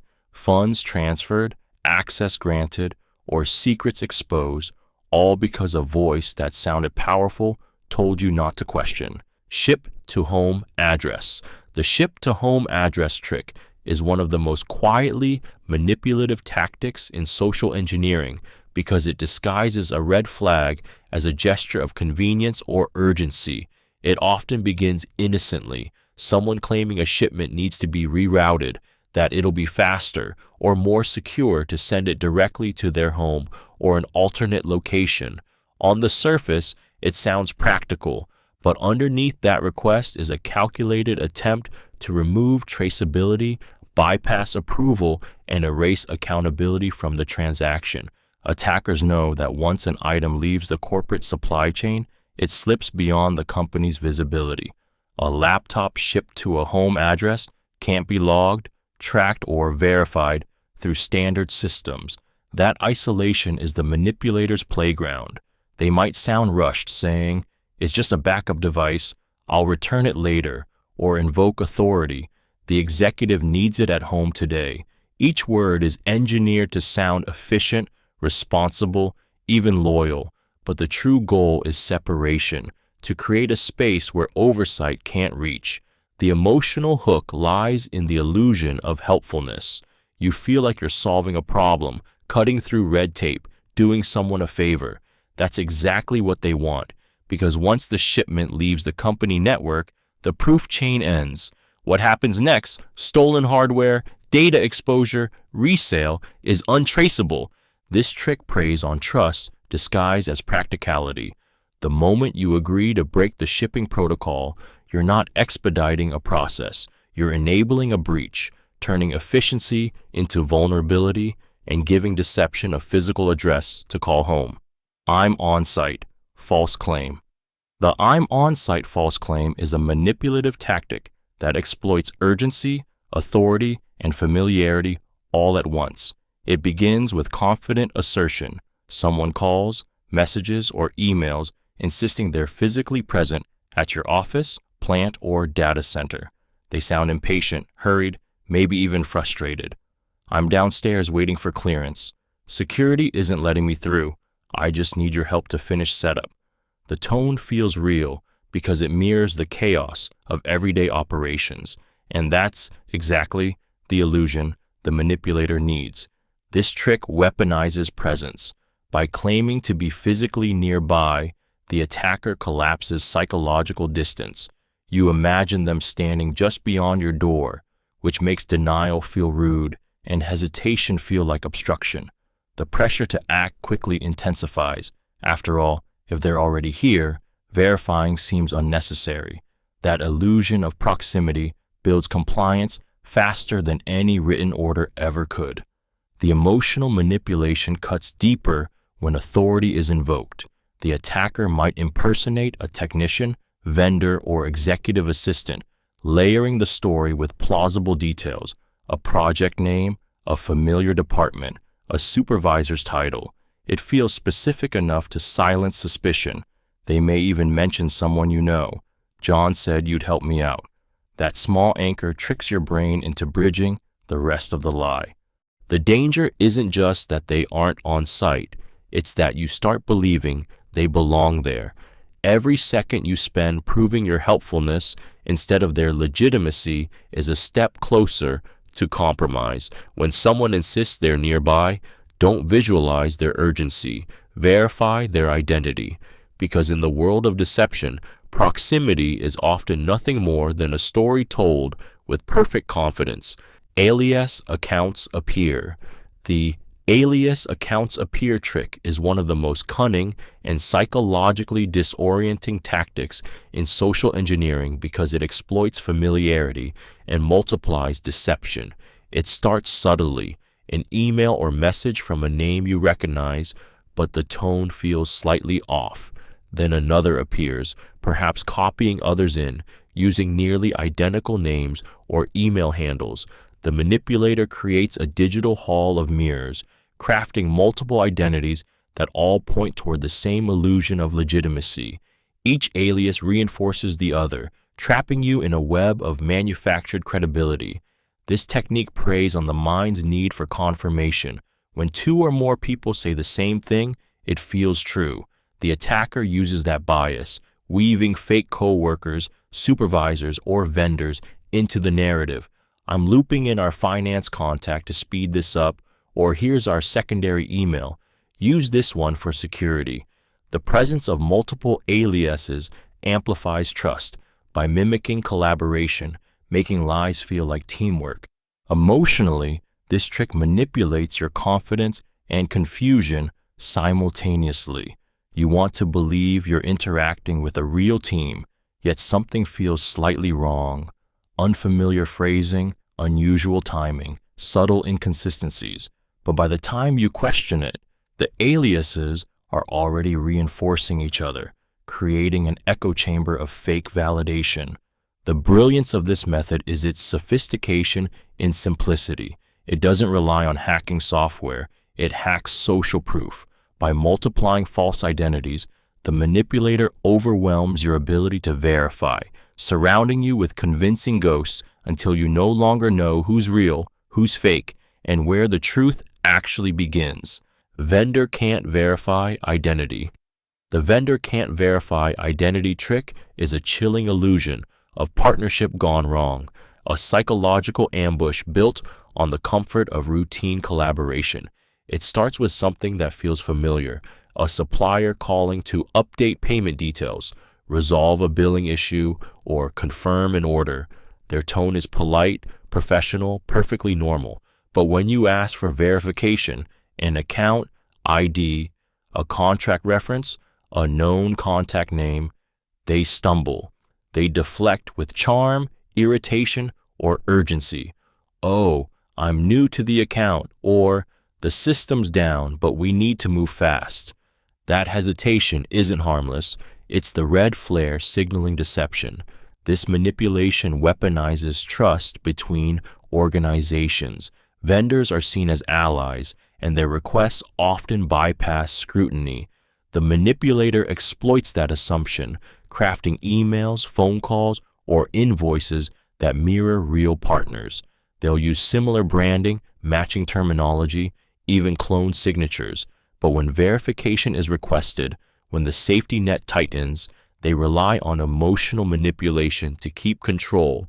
They may guilt trip you for slowing things down, claim your process is too rigid, or imply that your delay threatens a relationship. Each word is calculated to make you feel unreasonable for demanding proof. The psychological hook is belonging, the instinct to protect business harmony over confrontation.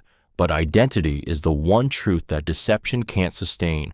The moment verification fails, the mask cracks. Yet by then, many victims have already acted, transferring funds, sharing data, or approving access. The manipulator counts on one thing, that politeness will overpower caution. And in that fragile moment, when you decide not to press for proof, trust becomes the open door they were waiting for. Tries again under new name. The tries again under new name trick is one of the most insidious patterns in social engineering because it weaponizes persistence and reinvention. It begins after you've already said no, after you've seen through the lie, ignored the message, or blocked the number. For most people, that's the end of it. But for the manipulator, it's only the beginning. They return with a new name, a new email, a new story, same voice, same goal, wrapped in a different skin. And because the human brain loves patterns, but trusts novelty, you may not even notice it's the same threat wearing a new mask. This tactic preys on memory and emotion. The manipulator studies your reactions, learning what didn't work before. Then they adapt. Maybe last time they posed as a colleague, this time as a vendor. Maybe the email signature looks different, the tone softer, more polite. They mirror your communication style, borrowing credibility from the familiarity they once used against you. Each reappearance feels like a fresh start, but it's a continuation of the same manipulation you already rejected. The emotional power of this tactic lies in fatigue. When deception repeats in new forms, it erodes skepticism. You begin to lower your guard simply because vigilance feels exhausting. The manipulator counts on that surrender. They'll persist until your confidence dulls into compliance, disguising repetition as coincidence. Every new name, every unrelated contact is a ghost of the same deception.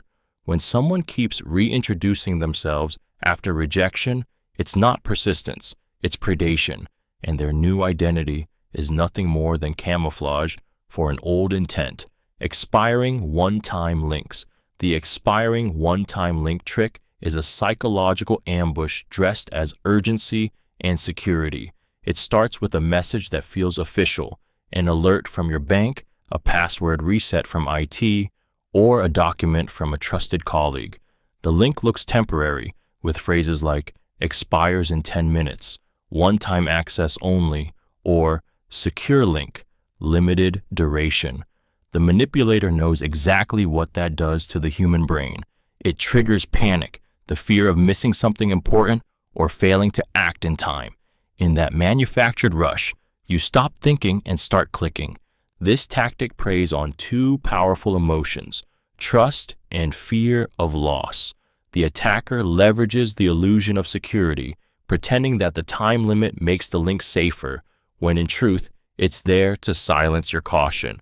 By making it seem fleeting, they ensure you don't verify the sender, question the source, or inspect the URL. Every word in their message is a performance, crafted to sound protective while guiding you straight into danger. The emotional manipulation deepens when they frame hesitation as risk. If you don't act now, your account may be suspended, or access will be permanently lost. The clock becomes their weapon, and your instinct to act fast becomes the noose. What makes this trick so insidious is how legitimate it feels. Real organizations do use temporary links, but the manipulator mimics that trust so convincingly that urgency becomes your blindfold. By the time you click, the countdown has already done its job. The link didn't expire, your skepticism did. Payroll change, no docs. The payroll change no docs trick is one of the most emotionally charged and financially devastating maneuvers in social engineering because it hides manipulation inside routine. Payroll requests are common, trusted, and time-sensitive. Perfect conditions for deception. The manipulator slips into this process by pretending to be an employee, a contractor, or even an HR colleague, claiming their banking details have changed and must be updated immediately. The email or message sounds professional, polite, and often urgent. Please process this before the next pay cycle. It feels ordinary, but that ordinariness is the trap. This tactic works because it exploits empathy and procedure fatigue. HR and finance professionals deal with countless requests daily. Efficiency becomes instinct. The manipulator counts on that rhythm, framing their request as a harmless update. No supporting documents, no verification call, just a quiet shift in where the money goes. Once the payment is processed, it vanishes into an untraceable account, stolen in plain sight under the comforting illusion of bureaucracy. The emotional manipulation cuts deeper when they use personal touches. I'm traveling. My account froze, or I lost access to the company portal. These stories are designed to trigger compassion and urgency, making refusal feel cruel or careless. The scammer doesn't need your trust forever, just for one transaction. What makes this trick so dangerous is how normal it feels. It doesn't ask for passwords, it doesn't demand secrets, it simply nudges you to skip verification just this once. And in that one skipped step, the manipulator turns your empathy into opportunity, your professionalism into vulnerability, and your company's payroll into their payday. Wants anonymity. The wants anonymity trick is a psychological ambush built on mystery and control. It begins with charm or caution. Someone reaches out, helpful but vague, interested but evasive. They say things like, "Let's keep this off the record," or "I'd rather not share my name yet." At first, it sounds innocent, even understandable. Maybe they're shy, private, or simply professional. But beneath that hesitation hides intention. Anonymity, in the wrong hands, isn't about privacy. It's about power. Social engineers crave invisibility because it allows them to shapeshift. When you don't know who they are, you can't verify, trace, or hold them accountable. They drift between roles: consultant, vendor, colleague, just convincing enough to be real, yet always too shadowy to confirm. This ambiguity creates psychological unease. You fill in the blanks with trust, imagining legitimacy where none exists. Humans hate uncertainty, so we try to resolve it, and manipulators exploit that impulse masterfully. Emotionally, this tactic feels like chasing fog. The more you try to clarify, the more evasive they become, flipping the dynamic so that you start justifying why they deserve your trust. They'll frame their secrecy as necessity. "I'm under NDA. This project's confidential. You'll understand later." Each excuse feeds the illusion of importance, luring you deeper into engagement. The danger of anonymity is its silence. Without a name, there's no accountability. Without identity, there's no trail. It's the perfect cover for deception, where the manipulator exists everywhere and nowhere at once, cloaked in vagueness and reinforced by your need to believe there's someone real behind the shadow. New account, high rights. The new account high rights trick is a masterclass in subtle infiltration, cloaked in technical normalcy and professional confidence. It begins with a simple request: a new user needing access, a contractor joining a project, or a vendor integrating their tools. Everything sounds routine, but beneath that surface hides a calculated move to create unchecked power. The manipulator's goal is to build a backdoor disguised as legitimacy, slipping into systems under the banner of necessity. They rely on one core truth. In most workplaces, new accounts are common, and granting permissions feels harmless. They may present polished credentials, fabricated documentation, or reference fake authority figures. Their tone is polite but insistent. "I need full access to get this done," or "the project's blocked until this is approved."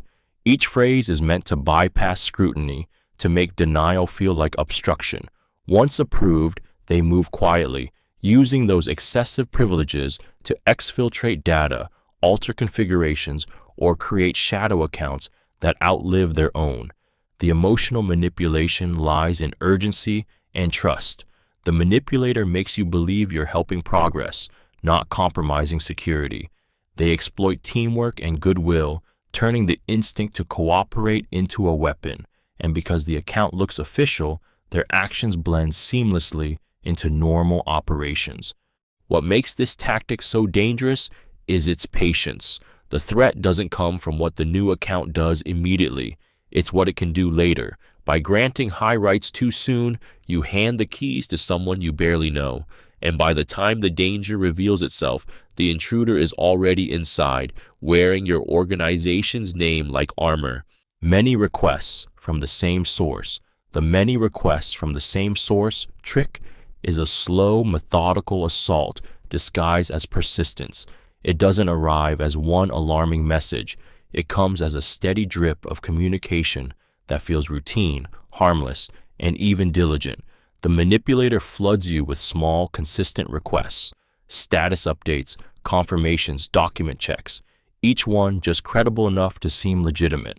Over time, that repetition becomes trust. They're building a rhythm, conditioning you to respond automatically so that when the real, dangerous request arrives, it slips through unnoticed. This tactic thrives on familiarity. The human mind associates consistency with safety. If someone keeps showing up, using polite language, referencing the same topic, you stop treating them as a stranger. That's the trap. By appearing reliable, the manipulator transforms repetition into camouflage. Each harmless email or message is rehearsal, training you to stop verifying details and start responding by habit. Emotionally, this trick works because it replaces skepticism with routine. You start to feel an unspoken partnership. They always message me. They must be legit. The manipulator might even thank you repeatedly, reinforcing the illusion of normalcy. But every interaction is calculated to make the next one easier, smoother, less question. By the time they ask for something risky, a payment, credentials, or sensitive data, you've already been conditioned to comply without hesitation. What feels like efficiency is obedience. What feels like consistency is control. The danger isn't in the single request, it's in the pattern, the slow erosion of caution until you can no longer tell routine from deception. Fake legal deadlines. The fake legal deadline trick is one of the most paralyzing manipulations in social engineering because it cloaks fear in authority. It begins with a tone of officialdom, a notice that looks like it's from a law firm, regulator, or court. The words are heavy, intimidating, and deliberate. Immediate response required. Non-compliance will result in legal action. The manipulator knows the law terrifies people. They weaponize that fear to make you act before you think, turning your respect for rules into obedience to deceit. The attack thrives on psychological submission. Legal language carries weight. It signals power, consequence, and judgment.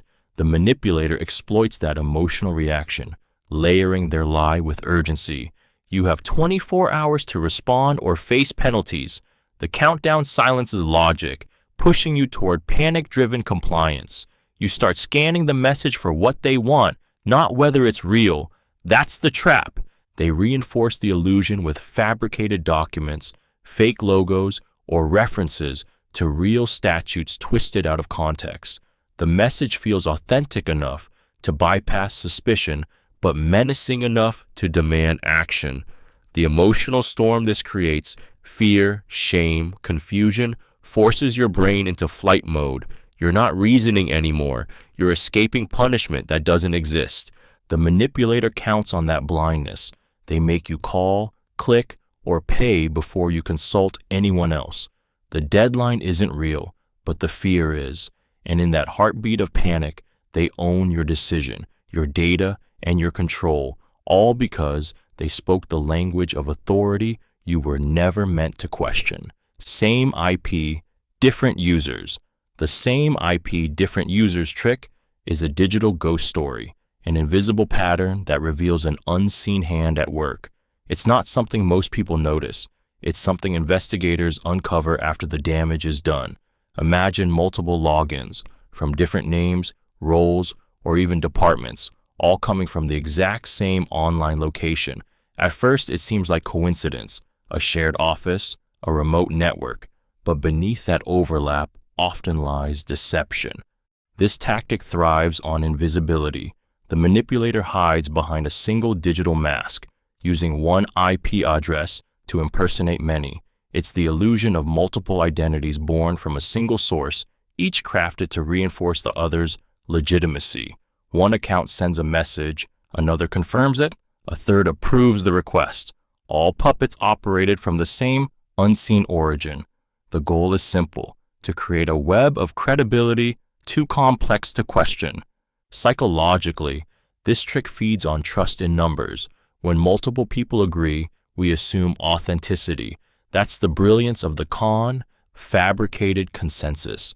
It's the digital equivalent of a crowd nodding in unison, pressuring you to believe. And when that validation comes from familiar names or organizational roles, your skepticism melts away. The danger is how seamless it feels. The manipulator leverages shared systems, VPNs, or compromised credentials to blur identity. Each false persona adds another layer of persuasion, another reason not to doubt. But behind the facade, every message, every login, every approval points back to one source, one IP, one mind orchestrating the illusion. It's not collaboration, it's control disguised as credibility. Unverifiable approvals. The unverifiable approvals trick is a psychological snare that cloaks deception in authority. It begins with a claim that something has already been approved by a manager, an executive, or a department you trust. The manipulator's tone is confident, even impatient. This was cleared by finance. Legal already signed off. Or, the director said it's fine. Each phrase is crafted to kill hesitation and make questioning feel unnecessary, or worse, insubordinate. The brilliance of the lie is that it sounds routine, harmless, perfectly procedural, but the approval they invoke doesn't exist. This tactic exploits your respect for hierarchy and your instinct to cooperate. In fast-moving workplaces, no one wants to be the bottleneck. The manipulator counts on that. They sprinkle real names or titles into the conversation to make their claims sound credible, anchoring the lie to something familiar. If you ask for documentation, they react with annoyance, guilt, or pressure. It's already been reviewed. Don't slow this down. Each emotional cue is designed to make you feel like the problem for wanting proof. The danger lies in the illusion of legitimacy. Once you act on a fake approval, you become part of the chain validating it. Others will assume you confirm the claim, and the deception spreads effortlessly through trust alone. The manipulator doesn't need real authorization. They just need your belief in it. By the time the truth surfaces, the fraud is complete. The missing signatures, the absent emails, the ghostly confirmation no one can trace, all point back to the same weapon. Your faith, that authority, even unverified, must be real. Wrong jargon. The wrong jargon trick is a quiet but deadly giveaway of deception, hidden beneath polished confidence and technical language that just doesn't fit. It's the subtle mismatch between what's said and what an insider would actually say. The manipulator might use near-correct terminology, enough to sound knowledgeable, yet off by just a syllable or phrase, like calling an access token a security password or referring to server folders instead of directories. To an untrained ear, it sounds legitimate. To a careful listener, it's the whisper of something wrong. This technique exploits politeness and self-doubt. Most people hesitate to challenge someone who sounds professional. The manipulator counts on that discomfort, turning your courtesy into compliance. They speak quickly, layering buzzwords, mixing acronyms, and creating an illusion of expertise so thick that questioning them feels embarrassing. The more they talk, the more your brain scrambles to make sense of it, and the less likely you are to interrupt. The emotional manipulation lies in confidence. The attacker's tone suggests authority, as if you're the one who doesn't understand. They weaponize your instinct to avoid appearing ignorant, knowing you'll nod along rather than ask for clarification. Every second you stay silent, their credibility grows. The danger of wrong jargon isn't just confusion, it's deception by familiarity. It's the language of almost right, engineered to lull experts into inaction and non-experts into trust. The words may sound official, but the rhythm is off, the meaning hollow, and in that tiny linguistic gap between what sounds right and what is right, the manipulator slips through, speaking fluently in the dialect of deceit.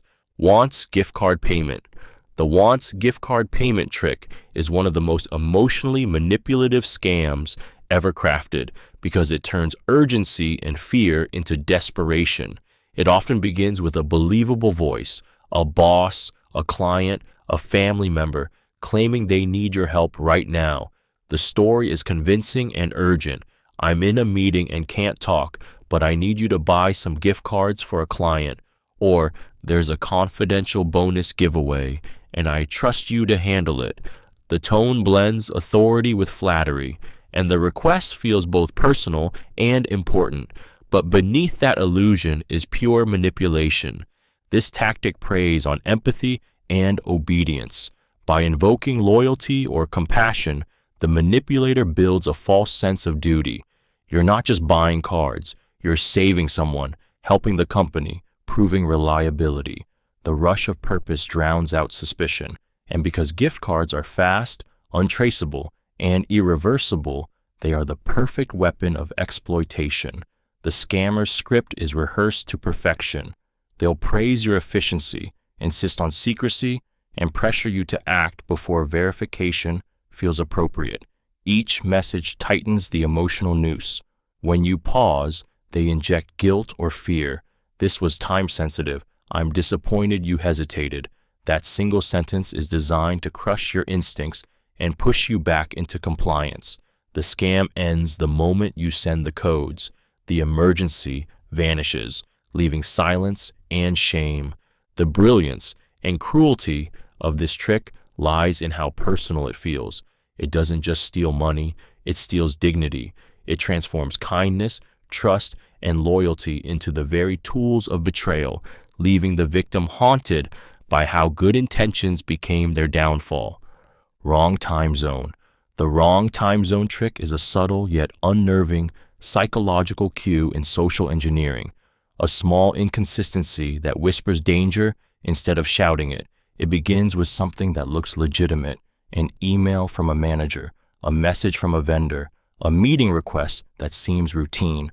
But somewhere in the details, time betrays truth. The message arrives at 3 a.m. when that sender should be asleep, or it references a local time that doesn't match where they supposedly are.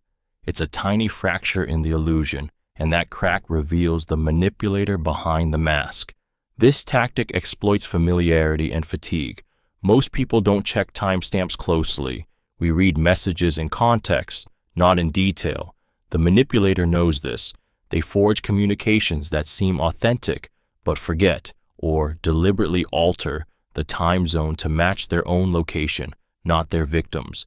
In global organizations, that difference feels normal, even expected, but it's a calculated blind spot.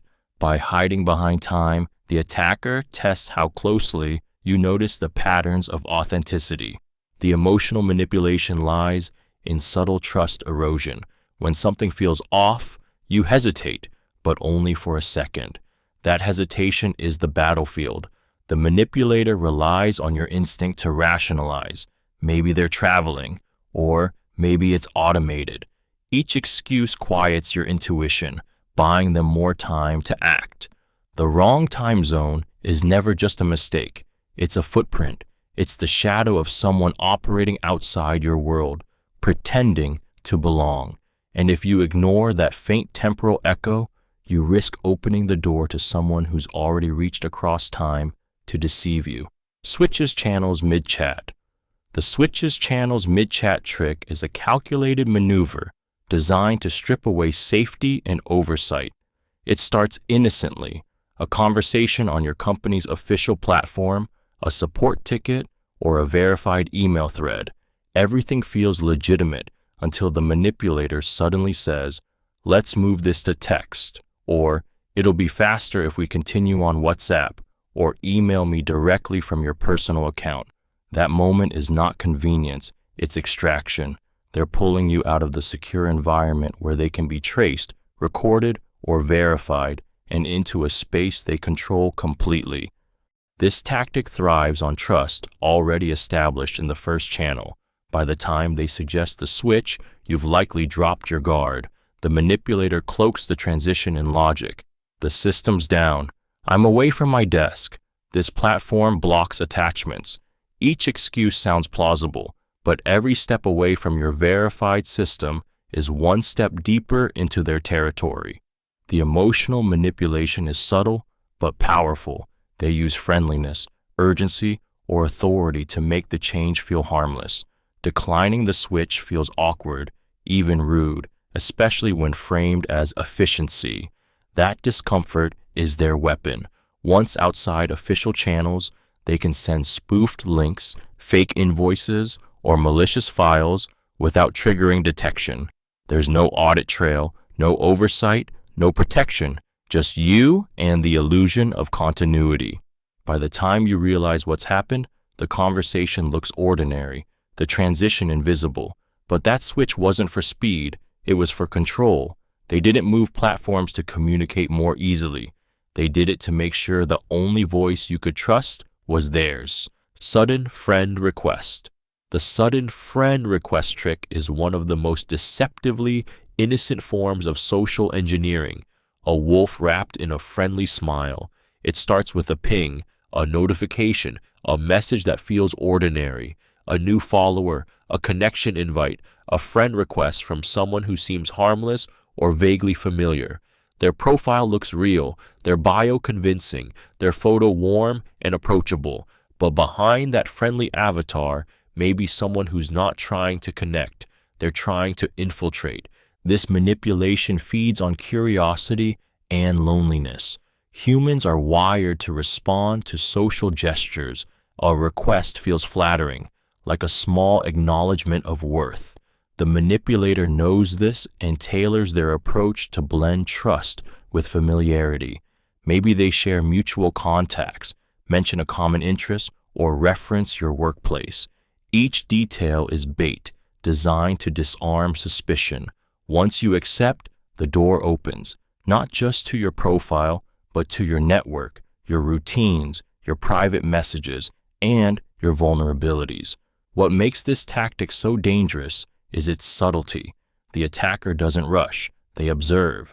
They like your posts, comment strategically, build a sense of rapport. Over time, that false friendship becomes a channel for exploitation, requests for favors, links to documents, or even emotional manipulation. By then, the mask feels genuine and rejection feels rude. Emotionally, this trick hijacks your instinct to connect. It makes trust feel natural, even kind. But behind that smiling photo is calculation, a patient predator using friendliness as camouflage. The moment you click accept, the hunt begins, not with threats or demands, but with the softest, most dangerous weapon of all, belonging. Private group invite. The private group invite trick is one of the most seductive and socially charged tactics in social engineering, a manipulation that preys on the human need to belong. It starts innocently, almost flatteringly, an unexpected message inviting you to join an exclusive chat, a closed discussion, or a confidential team space. The tone is casual yet enticing. We're keeping this limited. Only trusted people are in here. That invitation isn't about inclusion. It's bait. The manipulator is offering not access, but isolation. This technique works because exclusivity feels good.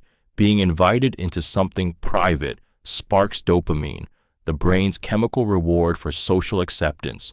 You feel chosen, valued, trusted. But that emotional high blinds reason. Once you step into that digital room, the environment changes. The manipulator controls the narrative, the members, and the flow of information. They can impersonate colleagues, share fake files, or plant fabricated stories, all within a space that feels safe but isn't. The emotional manipulation deepens when they build camaraderie quickly. They use humor, familiarity, even shared frustrations to bond the group. Soon, you're not questioning why you were invited. You're participating. Then come the subtle asks, a document, a login, a team-only update. Each request feels natural inside the bubble of trust they've created. The danger lies in the illusion of intimacy.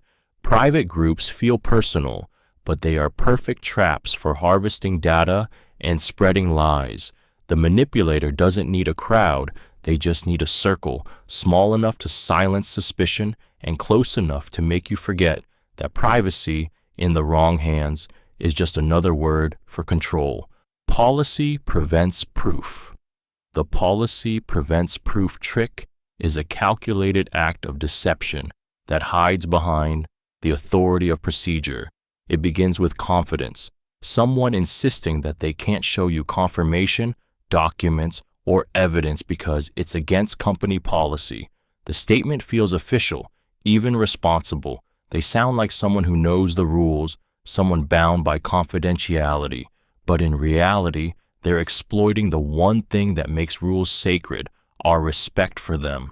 This tactic preys on your instinct to avoid confrontation with authority. When someone invokes policy, it feels final, untouchable, as if questioning it would be insubordinate. The manipulator uses this power dynamic to halt scrutiny before it begins. They might say, "We can't share that for security reasons," or "that information is restricted to upper management." Each line is crafted to replace transparency with compliance, to make you feel that pressing further is unprofessional. The genius of this trick lies in how it sounds protective rather than secretive. By masking the absence of proof as adherence to protocol, the manipulator turns caution into a weapon. They know that responsible employees hesitate to challenge internal policy, and that hesitation buys them silence, trust, and time. The emotional manipulation is subtle but corrosive. It creates self-doubt, making you question whether you are crossing a line by asking for verification. And the moment you stop asking, they win, because in that silence, the lie becomes law, and policy transforms from a safeguard of truth into a shield for deception. Unsigned contract, hurry. The unsigned contract hurry trick is a kinetic blend of flattery, pressure, and manufactured consequence that preys on your need to act responsibly and close deals. It begins with a document that feels important, an agreement anchored in opportunity, partnership, or client urgency. But when you ask for signatures or formal confirmation, you're told there's no time. Sign now and we'll finalize later. Or, we can't wait for procurement. This must go out today. That insistence sounds like trust. It sounds like momentum. It sounds like the kind of decisive action that gets you praised. Scammers use the promise of gain to short-circuit your caution. They present a plausible story, stage benefits, and a countdown that makes hesitation seem like failure. They flatter your competence, suggesting you're the one who can make the deal happen, and then weaponize that pride into compliance. The rhythm becomes contagious. Hurry, click, approve. Each hurried signature chips away at the protections meant to catch fraud.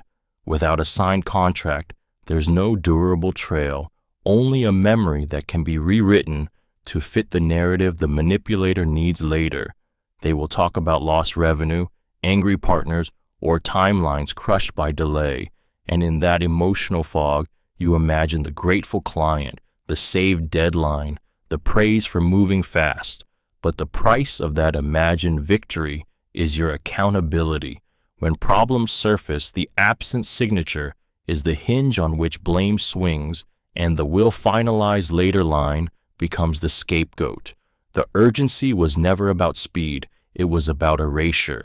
In that pressured space, paperwork loses value, and your instinct to verify is traded for the hollow triumph of a deal that never truly existed. Now, emotional sob story.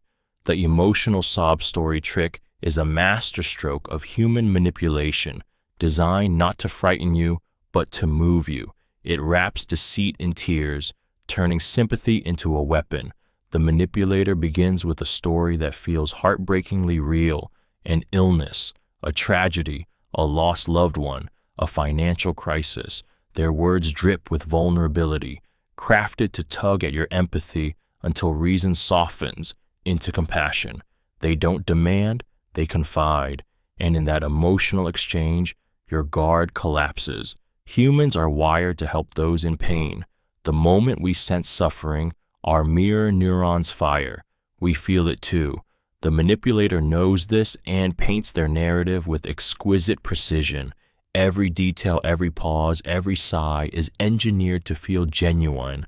They'll say, "I wouldn't ask if I wasn't desperate," or "You're the only one I can trust." Those lines hook your conscience, transforming their request into your moral obligation. The emotional trick deepens when guilt enters the stage. If you hesitate, they make you feel heartless. If you question them, they sound wounded. The pressure isn't overt. It's emotional blackmail wrapped in gratitude. You don't just want to help. You need to relieve the ache they've projected onto you. This tactic is devastating because it corrupts the best parts of human nature: kindness, empathy, and trust. You're not tricked by greed or fear, but by compassion. And once the manipulator knows you care, they tighten their grip, pulling you deeper into their story until your good heart becomes the very tool they use to empty your wallet, your data, or your peace of mind. Trust me plea. The trust me plea is one of the most emotionally loaded manipulations in social engineering, a weapon disguised as vulnerability. It appears harmless, even sincere. The manipulator leans in, lowers their voice, and says those two words that disarm logic faster than any threat: "Trust me." In that instant, they shift the conversation from reason to emotion, from facts to faith. They're no longer asking for agreement, they're demanding belief. And belief, once given, becomes the perfect leash. This tactic works because it preys on empathy and connection. Humans want to believe that trust is earned, not exploited. When someone insists, "You know I'd never lie to you," it triggers guilt at the thought of doubting them. That guilt is the trap. The manipulator creates a false bond, sometimes through charm, sometimes through authority, sometimes through shared vulnerability. They might sound hurt that you question them, or disappointed that you need proof. Their words slice through your defenses by appealing to your decency. "After everything I've done for you, you don't trust me?" What makes this trick so powerful is that it replaces logic with emotion. You begin to defend their integrity instead of verifying their claims. You start wanting to prove your trustworthiness, to show loyalty, to keep the peace. Each reassurance you give becomes another thread in the web of control. In the end, the manipulator doesn't need evidence. They've stolen something more valuable: your doubt. And once doubt is gone, deception doesn't need to hide. It stands in plain sight, smiling, knowing that those two words, "Trust me," were all it ever needed to make you blind. Odd shipping docs. The odd shipping documents trick is a clever fusion of familiarity and deception, exploiting the trust built around routine logistics. It begins with something ordinary, a delivery notice, an invoice, a customs form. Everything looks typical at first glance, but small irregularities ripple beneath the surface. A mismatched logo, a strange format, an unfamiliar courier, or a tone that feels slightly off. The manipulator hides behind paperwork because documents feel objective, unquestionable, even dull. That's their camouflage. This tactic targets both urgency and habit. Shipping and fulfillment teams live by deadlines. Delays cost money, reputation, and time. The manipulator knows this. They'll send a message claiming a shipment is stuck at customs, pending verification, or needs immediate approval. Attached will be a PDF, spreadsheet, or link, something labeled like invoice_tracker.pdf or shipping note _updated.xls. It looks routine, but inside could live malware, credential traps, or altered payment instructions. The emotional manipulation strikes at reliability. The attacker relies on your desire to fix problems quickly and appear competent. They'll sound polite but pressured, hinting that your inaction will hold up clients or cost the company money. That stress pushes you toward action, clicking, opening, signing, before doubt can take root. What makes this trick so dangerous is its subtlety. It doesn't shout or threaten. It whispers through paperwork that feels safe. And by the time you notice that the shipping reference doesn't match or the courier email isn't quite right, the document has already done its job. In a world where logistics run on trust and speed, odd isn't just a detail. It's the signal that the ordinary has turned into a trap. Delete logs request.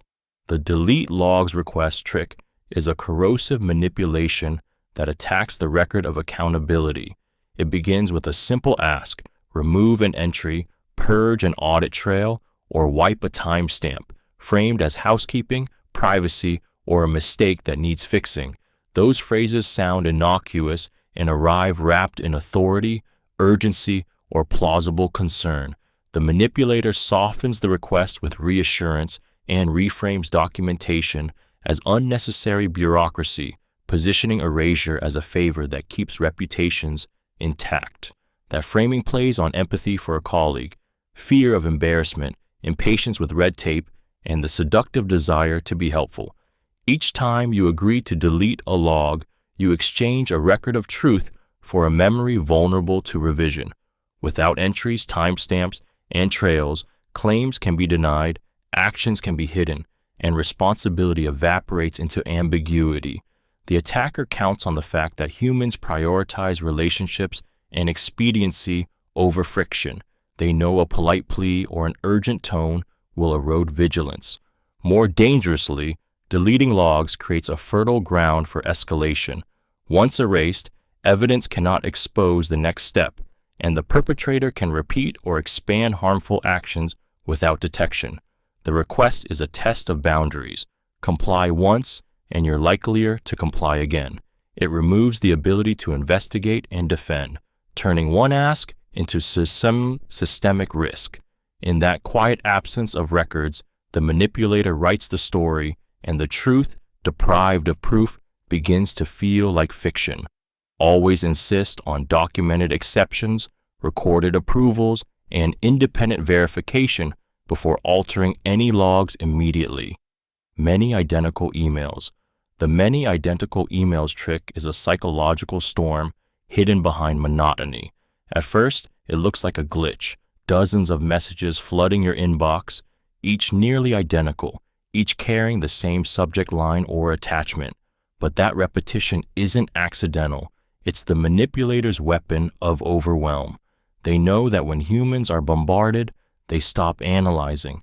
Repetition dulls suspicion, numbs caution, and creates a deceptive sense of legitimacy.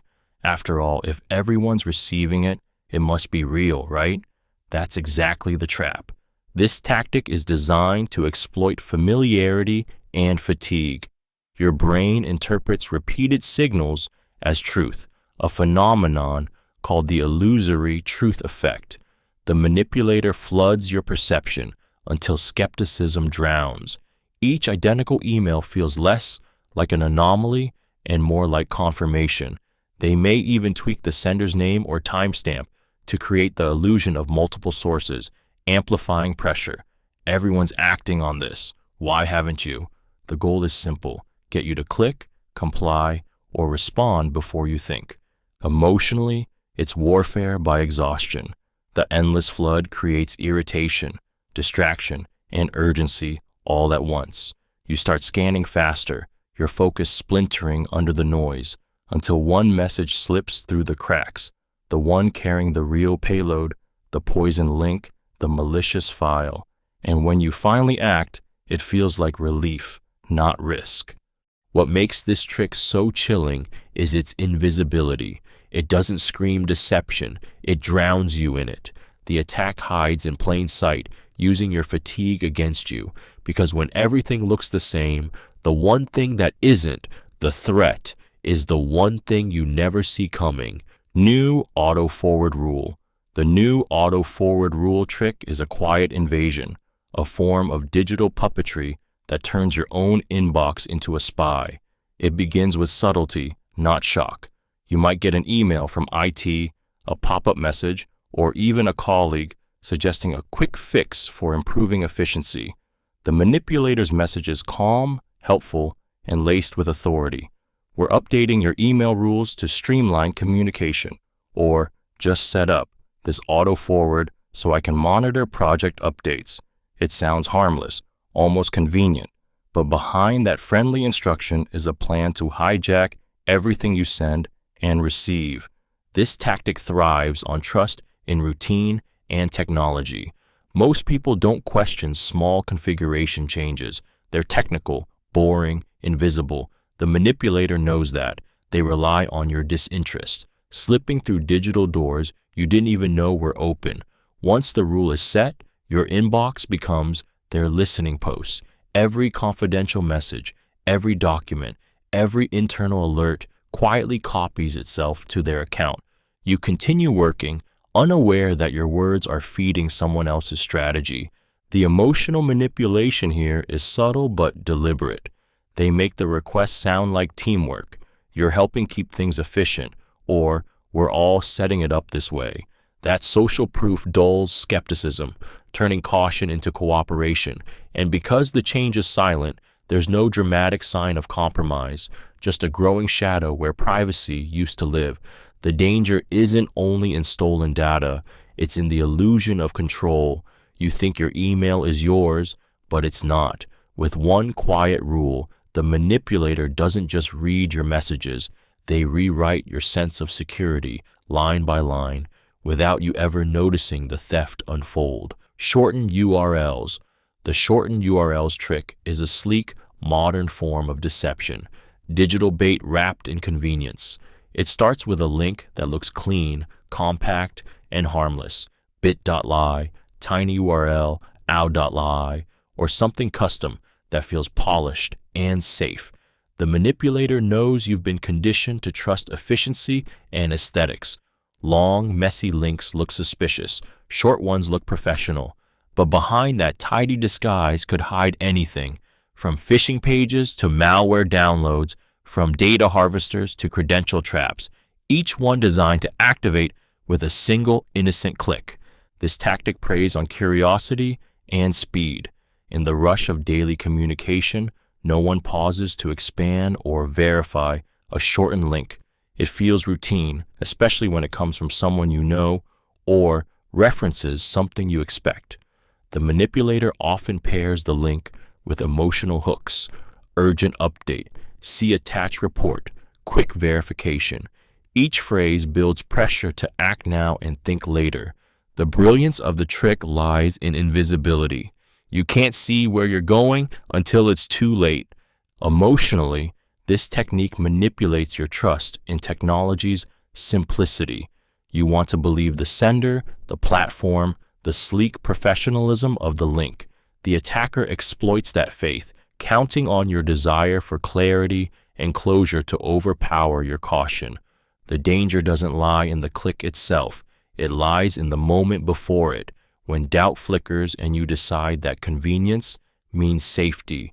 The shortened link isn't just hiding a destination, it's hiding intent. And every time you click without expanding it, you trade certainty for risk, and curiosity becomes compliance. Unplanned data export. The unplanned data export trick is a psychological ambush wrapped in the language of routine operations. It starts with a request that sounds perfectly legitimate, someone asking for a quick export, a backup copy, or temporary access to a data set. The manipulator knows that in most organizations, data movement happens constantly and often without ceremony. They blend into that rhythm, disguising theft as efficiency. The tone they use is casual but confident. Can you just pull that report for me? Or we need a copy for the client audit. Each word is designed to sound familiar, harmless, and necessary. The real manipulation happens in your sense of duty. You want to be helpful, dependable, responsive. They exploit that instinct by creating false urgency or invoking authority. Management needs it now. The system's going down. We'll lose compliance if it's delayed. In the rush to comply, you forget to question why this export wasn't scheduled, approved, or logged. That's the moment they win. Once data leaves the secure system, even by your own hands, it's outside your control, and theirs completely. The emotional pressure is subtle but corrosive. They make hesitation feel like failure and following protocol seem like obstruction, but the danger is immense. Every unverified export is a potential breach. Every spreadsheet a time bomb filled with sensitive information. The manipulator doesn't need to hack. They make you deliver the data willingly. By the time the request starts to feel suspicious, the damage is already done. The export was never about helping. It was about handing over the keys to the kingdom, disguised as just another task in your busy day. Private drive. Mention. The private drive mention trick is one of the most deceptively intimate tactics in social engineering, a manipulation that disguises danger as exclusivity. It begins with a message that feels privileged. I've shared it on my private drive, or access this confidential folder. Don't share it publicly. Those words, private, confidential, restricted, ignite a powerful emotional response. They trigger curiosity, importance, and belonging all at once. You feel chosen, trusted with something not meant for others. But that's the illusion. The manipulator's greatest weapon is your desire to feel included.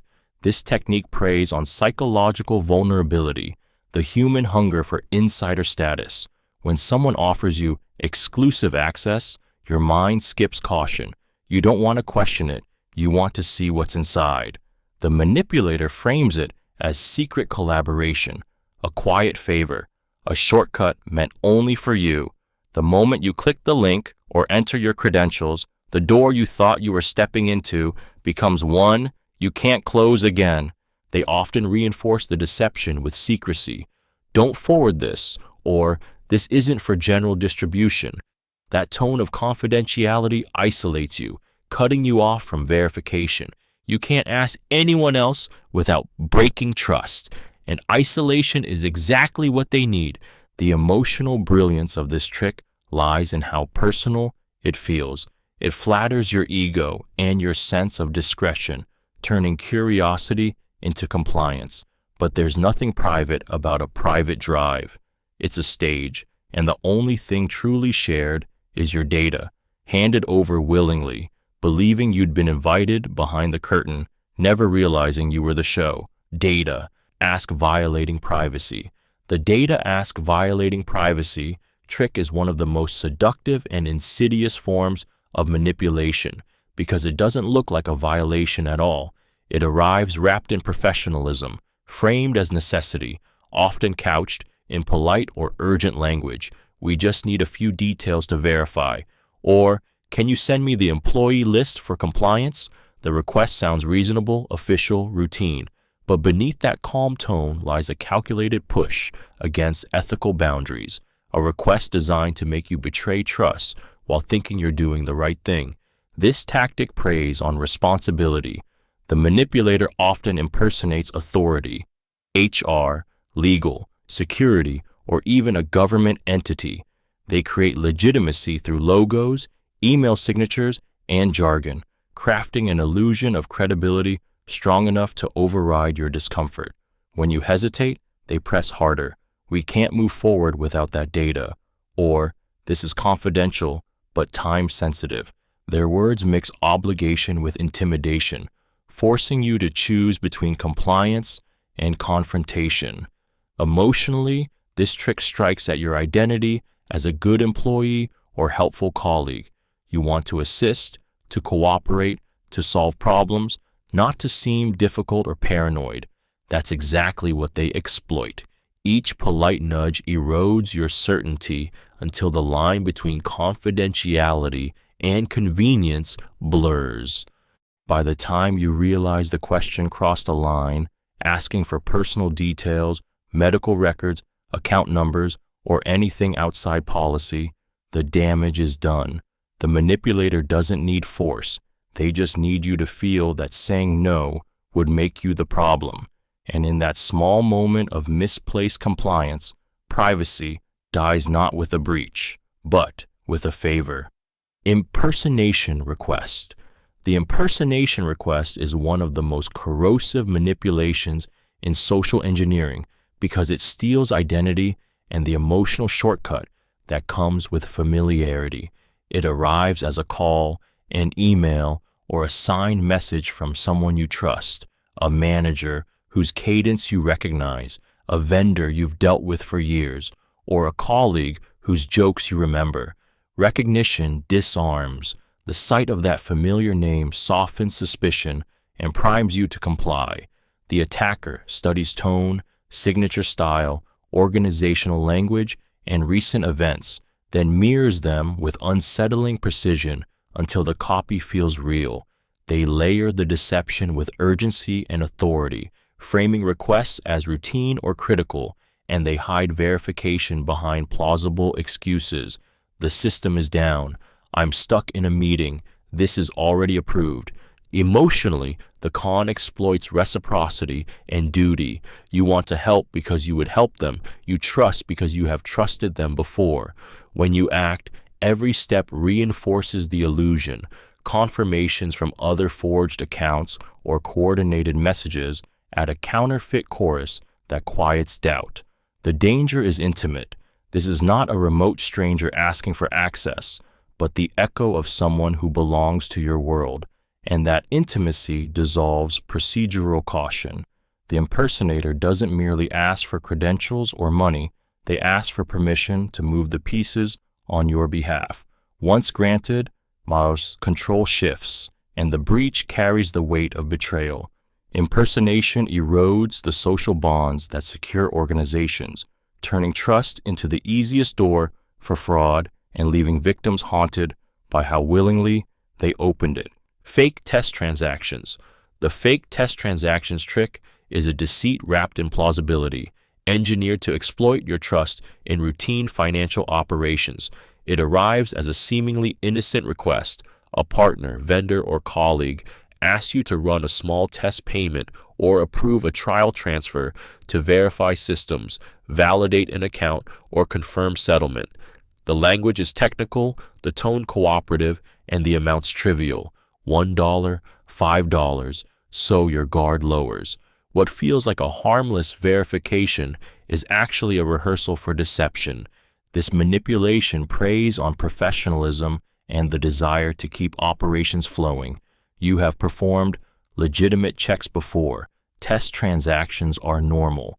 The attacker uses that familiarity to silence scrutiny, framing the request as urgent. Verify before batch processing. Quick reconciliation now, so you act before you can escalate. They promise reversals, supply fabricated reference IDs, or claim the transfer is needed to unlock a vendor portal. Each reassurance is calibrated to make compliance feel routine and safe. The emotional brilliance of this tactic is how it converts caution into complicity. You feel helpful, efficient, and responsible for resolving a minor friction point. That pride short-circuits process, skipping dual approval, ignoring verification steps, updating payment instructions without audit trails, and bypassing established internal controls. The tiny transfer becomes evidence that future requests are legitimate, creating a psychological breadcrumb trail that normalizes larger actions. The danger is insidious. The fraud looks procedural until it is not. What began as a test becomes the avenue for real loss, and by the time anomalies surface, goodwill and routine have already funded someone else's deception. Rapid recovery changes. The rapid recovery changes trick is one of the most dangerous manipulations cloaked in urgency and technical authority. It begins with panic, an urgent message claiming your system, account, or password recovery settings need immediate updating to prevent lockout or loss. The manipulator strikes when you're least prepared. After a system outage, a password reset request, or a supposed security breach, they sound reassuring, even heroic, promising to help you regain control before it's too late. But what they're really doing is hijacking recovery, the single most powerful gateway to your identity. This tactic weaponizes chaos. When something breaks, the brain craves stability. The manipulator fills that void with direction. Click this link. Approve this code. Confirm your backup address. Each step feels like protection, but in reality, every confirmation transfers control. They exploit your instinct to fix things fast, knowing that fear of downtime or data loss overrides skepticism. You rush to comply, desperate to restore order, unaware you're helping them build their access in real time. The emotional core of this trick is helplessness. In moments of confusion, authority becomes comfort. The manipulator mimics its tone perfectly, urgent but calm, confident but caring. They make you feel safe while stripping away your defenses, one verification at a time. By the time the dust settles, the recovery isn't yours anymore. Your passwords are changed, your backup channels rerouted, and your ownership quietly stolen. The scammer doesn't need brute force. They just need your cooperation, wrapped in fear, disguised as rescue. Verification too slow. The verification too slow trick is a weaponized form of impatience, a manipulator's way of turning your professionalism into guilt. It begins with frustration disguised as urgency. Someone demanding action insists that the standard checks, the calls, the signatures, the verification steps are unnecessary obstacles. Their tone drips with irritation. Do we really need to go through all that? Or, I've done this before, why waste time verifying again?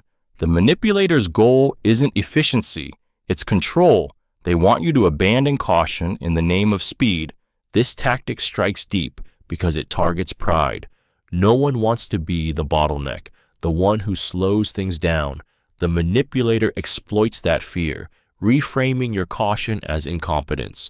They use emotional triggers, disappointment, annoyance, even mockery, to make you feel that following procedure is an act of distrust. You start questioning yourself. Maybe I am overcomplicating things. That single thought is the wedge that breaks the barrier between security and compromise. The brilliance of this trick is how ordinary it sounds. It doesn't scream danger, it whispers efficiency. But behind that push to just get it done lies a calculated attempt to bypass every safeguard your instincts are trying to enforce. They know the faster you move, the less you think. And in the rush to prove reliability, you forget that verification isn't slowness, it's protection. The manipulator doesn't want your speed, they want your surrender. And by the time you realize that impatience was never about time, it was about trust, your compliance has already opened the door they were so desperate to reach. Busy time contact. The busy time contact trick is a psychological ambush, time with precision. It doesn't just rely on what the manipulator says, it relies on when they say it. They strike when your defenses are lowest. In the chaos of deadlines, back-to-back meetings, late nights, or crisis response. Their message arrives when you're juggling priorities, your mind split between urgency and exhaustion. They know that in those moments, attention narrows, judgment blurs, and the need to just get it done overrides the instinct to verify. The manipulator's words are crafted to sound helpful, harmless, or time-sensitive. I just need a quick confirmation. Can you approve this before your next meeting? Or, let's handle this fast so you can focus on the bigger issue. The tone is empathetic but urgent, building rapport while quietly pushing you toward compliance. They count on your fatigue and your trust in routine. When you're busy, you default to habits, clicking links, approving requests, forwarding documents, without the scrutiny you'd normally apply. Emotionally, this tactic exploits stress. It plays on your desire to appear competent under pressure, to solve problems efficiently, to avoid being the bottleneck. The manipulator doesn't fight your resistance. They dissolve it through timing. They don't need to outsmart you when exhaustion already has. By the time you notice the inconsistencies, the off-brand email, the strange requests, the subtle misspelling, the damage is done. The manipulator doesn't win because you weren't careful. They win because they chose the one moment when even careful people stop thinking. In that sliver of chaos, convenience becomes vulnerability, and busyness becomes the perfect disguise for betrayal. Edited screenshots. The edited screenshots trick is a quiet surgeon's scalpel of deception, excising context and sewing in lies until an image feels like truth. It begins when someone shares a screenshot of a conversation, a bank transfer, or a system alert that looks perfectly ordinary, cropped, highlighted, authoritative. Your brain favors images. They cut through doubt and appear to be instant evidence. The manipulator exploits that trust, knowing visuals bypass scrutiny and feel final. An edited image can remove messages, add approvals, change values, or forge timestamps, and each small alteration rewrites what you remember seeing. Because people anchor to visual proof, the fake screenshot becomes a psychological anchor that turns doubt into certainty. When faced with an image, recipients often stop probing.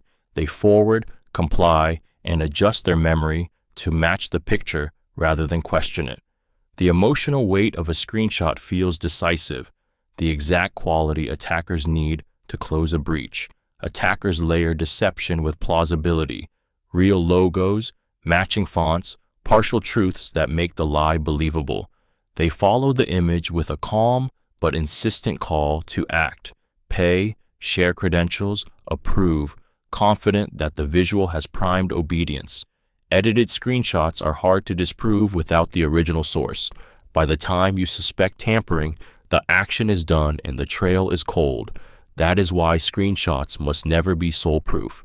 Verification needs original logs, direct confirmation, and a pause that lets suspicion breathe. Treat every visual with healthy skepticism. Require traceable metadata and out-of-band validation before acting. Fake law enforcement claim. The fake law enforcement claim trick is one of the most terrifying manipulations in social engineering because it weaponizes authority, fear, and shame all at once. It starts with a voice that sounds official, calm, commanding, and absolute. The caller claims to be from the police, the FBI, or another powerful agency. Their words are heavy with implied danger. You're under investigation. There's a legal issue tied to your account. We need your immediate cooperation to avoid escalation. That moment of shock is their entry point, and your silence becomes surrender. This tactic works because authority triggers obedience. When people believe they're speaking to law enforcement, their instincts shift from skepticism to compliance. The manipulator reinforces that power with tone and detail, badge numbers, case IDs, even fake caller IDs that display government names. They overwhelm you with jargon and consequence, leaving no room to think. Every second of the conversation is a psychological squeeze, designed to make you fearful enough to obey without proof. They build pressure through humiliation or threat. This must remain confidential. If you hang up, we'll issue a warrant. Your family could be affected. The fear isn't random, it's precise, crafted to make resistance feel dangerous. The emotional brilliance of this trick lies in isolation. You're too afraid to verify, too anxious to tell anyone. The manipulator's voice becomes both captor and savior, guiding you to transfer money, share data, or verify identity to clear your name. But there is no case, no officer, no safety waiting on the other end. Only a predator wearing the badge of trust, feeding on fear that feels like justice closing in. Sudden tone shift. The sudden tone shift trick is one of the most jarring psychological manipulations a social engineer can use, a deliberate emotional whiplash meant to disorient, confuse, and control. It begins with warmth. The manipulator starts friendly, patient, maybe even complimentary. Their messages or tone are calm and understanding, building comfort and trust. Then, without warning, it changes. The warmth freezes, the kindness hardens into irritation, pressure, or outright hostility. The person who seemed cooperative moments ago is now demanding, angry, or disappointed, and your emotions spiral to keep up. This shift works because it hijacks emotional balance. Humans crave consistency, especially in communication. When someone's tone changes abruptly, the brain scrambles to fix it. You start wondering, what did I do wrong? How do I get this back on track? That internal panic is the manipulator's window. While you're focused on repairing the relationship, they steer you toward compliance because submission feels safer than confrontation. The technique is pure emotional conditioning. Like a switch flipping between affection and aggression, it trains your mind to seek approval and avoid punishment. The manipulator doesn't need to explain the change. They let you fill in the blanks, convincing yourself that the only way to calm things down is to agree, to act, to give in. What makes this tactic so effective is how personal it feels. It transforms the conversation from logic to emotion, from boundaries to guilt. The shift isn't random, it's a trap. And the moment you start chasing their approval instead of questioning their behavior, the manipulation is complete. You've been hooked by the silence between their smiles and their scorn. No signature block. The no signature block trick is one of the most deceptively simple tactics in social engineering, relying on absence rather than addition. It begins with an email or message that looks professional enough on the surface, clear subject line, polite tone, urgent request, but something feels hollow at the end. There's no signature, no job title, no phone number, no corporate footer. That missing signature isn't laziness, it's camouflage. The manipulator removes identifying details to stay untraceable, to prevent you from verifying who they really are. This technique exploits familiarity and speed. In fast-moving work environments, people rarely scrutinize every sender field. The manipulator takes advantage of that reflex, crafting messages that feel routine and credible, but offer no real anchor for confirmation. Without a signature, there's no department to call, no number to verify, no cross-check against a directory. You're left with the illusion of authority, but none of its substance. The emotional manipulation lies in how normal it feels. A missing signature doesn't trigger alarm. It blends into digital noise. Attackers rely on that invisibility, pressing urgency or authority to keep you focused on the task, not the details. Can you process this quickly? Or forward this to finance now? The lack of a signature means they can vanish as soon as the damage is done, leaving nothing to trace back. What makes this trick insidious is its subtlety. You're not deceived by what's added, but by what's missing. That blank space at the bottom of the message isn't empty. It's deliberate. It's the silence where identity should be, and the moment you stop looking for it, deception fills the gap. Bypasses expense policy. The bypasses expense policy trick is a practiced form of social engineering that dresses deception in the language of efficiency and trust. This begins with a plausible request, an urgent reimbursement, a vendor insisting on a one-off payment, or an executive asking for expenses to be handled off-channel. The manipulator frames policy as red tape and paints compliance as obstruction, saying things like, "We'll reconcile later," "This is routine," or "Just process it now and I'll approve." They lean on your desire to be helpful and your instinct to keep operations fluid, turning your professionalism into the vulnerability they exploit.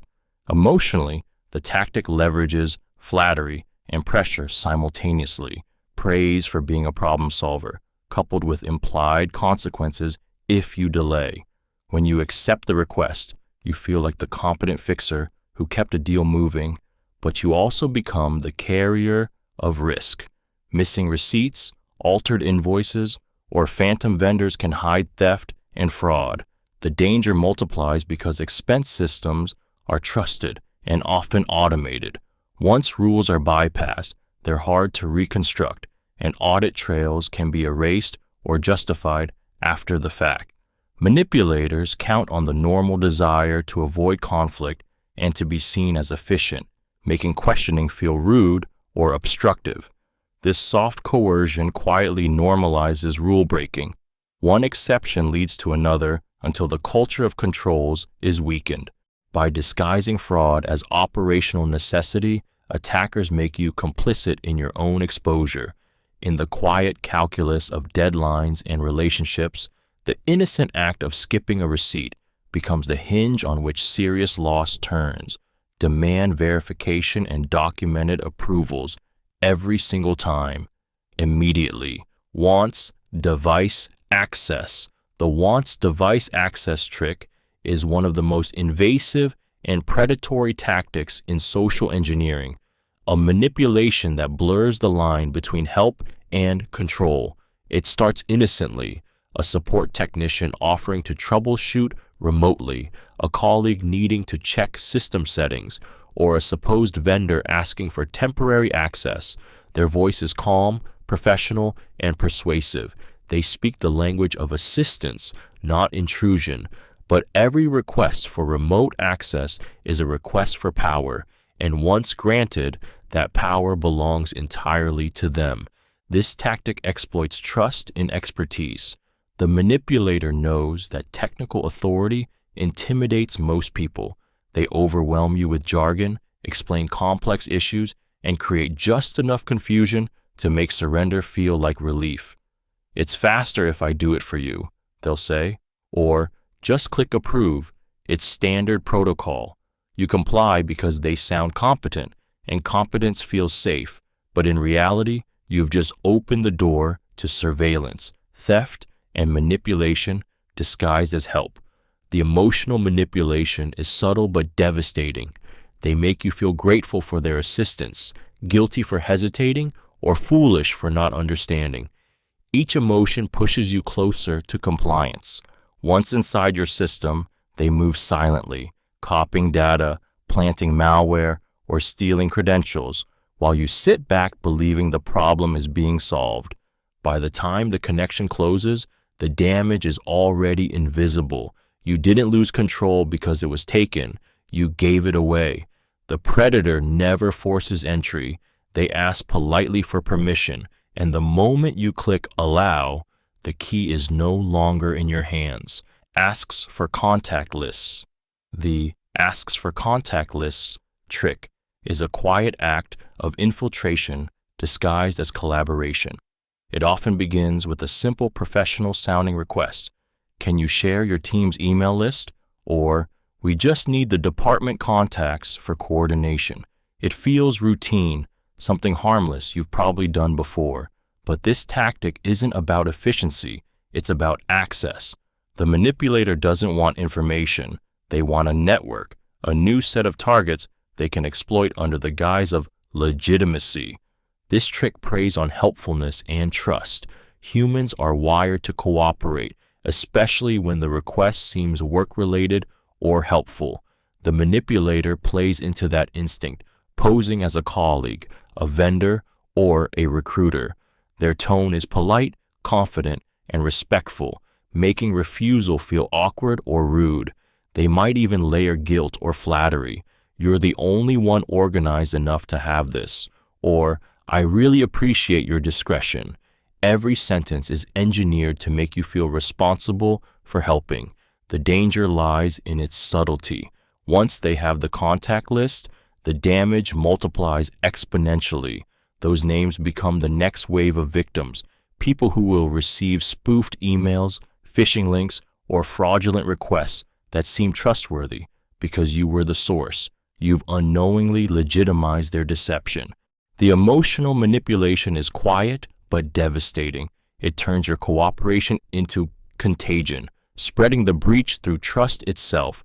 And by the time you realize that your shared list was the map to someone else's downfall, the manipulator has already moved on, armed with a network built not through hacking, but through human kindness twisted into a weapon. Decide now pressure. The decide now pressure trick is a direct assault on reason, forcing decisions under artificial urgency. It's a tactic built on manipulation through tempo, faster than logic, louder than doubt. The manipulator doesn't ask, they demand. Their voice, message, or tone carries the weight of finality. "We need this approved immediately." "The offer expires in minutes," or "If you delay, we lose everything." The phrasing is deliberate, designed to corner you emotionally until compliance feels like the only escape. This form of manipulation weaponizes our fear of missing out and our aversion to regret. It plays on deeply wired instincts to act, to protect, to not be the reason something fails. When forced into a ticking clock scenario, your brain switches from rational analysis to survival response. You don't evaluate, you react. That's exactly the state the manipulator needs, an emotional reflex disguised as a decision. They may frame hesitation as incompetence or betrayal, using shame as a tool. "I thought you could handle this," or "We trusted you to move faster." Each phrase pierces your self-image, turning your own pride into leverage. The psychological trap is perfect because it feels personal. You start proving yourself instead of protecting yourself. The danger is subtle but devastating. Once you make one rush choice, the manipulator learns your rhythm, how to trigger that same panic again. Each repetition deepens their control. By the time you realize every urgent decision was fabricated, it's too late. The moment you surrender your time, you surrender your judgment, and that's exactly what they came for. Admin rights request. The admin rights request tactic is one of the most dangerous and intimate attacks in social engineering because it asks you to surrender the keys to the kingdom in the name of convenience or authority. It arrives wrapped in familiar language, an executive tone, an urgent operational need, or a technical pretext, and then makes a deceptively simple demand: elevate my account, install this update, or provision admin access temporarily. Those words sound harmless when spoken by someone who appears. This manipulation preys on trust, duty, and the desire to be helpful. When a request is framed as a quick fix or an emergency, your instincts align. You want systems to run, clients to be served, and leaders supported. The attacker leverages that instinct, combining authority with time pressure. "Do it now, we're blocked." So compliance feels like professionalism rather than a lapse in judgment. They may promise to revert changes, to document later, or to have approval on the way, all meant to silence TH. The emotional leverage is subtle but ruthless. Flattery, implied responsibility, and the fear of being blamed. Granting admin rights without verification hands over not just privileges, but the ability to erase traces, create backdoors, or exfiltrate data. The request is a Trojan horse. Once accepted, remediation becomes costly and reputational damage inevitable. Defend by pausing, demanding documented approvals, enforcing least privilege, and using out-of-band confirmation. When someone asks for admin access, treat it like a high-risk request. Require proof, not promises. Insist on multi-party sign-off and technical review before any elevation is performed. No exceptions whatsoever ever. Record approvals, timestamp changes, and involve security to validate the necessity and scope. Unknown bank account. The unknown bank account trick is one of the most financially devastating tactics in social engineering, exploiting trust, routine, and the quiet terror of financial error. It begins with something deceptively normal, a payment request, a vendor update, or a reimbursement notice. The manipulator provides new banking details, often framed as a small administrative change.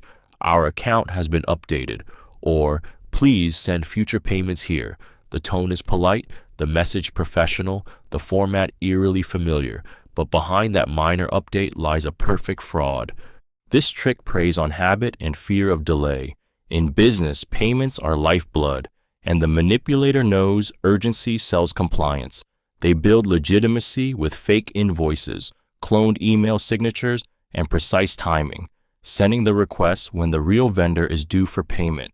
You glance at the account, feel a flicker of doubt, but the message looks official, the pressure real, and questioning it feels like overreacting. That single moment of hesitation is all they need. The psychological manipulation runs deep. They appeal to professionalism. Let's finalize this quickly. And to guilt. We've been waiting on this transfer. They speak your language, mimic your tone, and echo real transaction history. Every word reinforces trust until verification feels unnecessary. And then, once the transfer is made, silence. The email bounces, the contact vanishes, the realization hits like ice. The account didn't belong to your partner, client, or colleague. It belonged to the illusion they built around your trust. The money is gone, but worse, so is the sense of safety you had in your own judgment. The betrayal wasn't technical, it was emotional. Belief turned against you, precision used as bait, and your diligence rewritten as their victory. News-related urgency. The news-related urgency trick is one of the most manipulative blends of fear, credibility, and chaos. A psychological ambush that weaponizes the headlines. It begins when the world feels unstable. A breaking cyber attack, a global crisis, a new regulation, or a major company incident. The manipulator seizes that moment of collective anxiety and slips into the noise, claiming to have critical updates, emergency actions, or mandatory responses. Because their message aligns with what's already dominating the news, it feels plausible, even necessary. Your emotions are primed, your vigilance disarmed. This trick thrives on authority by association. The manipulator borrows legitimacy from real-world events, echoing the same language used in official statements or media reports.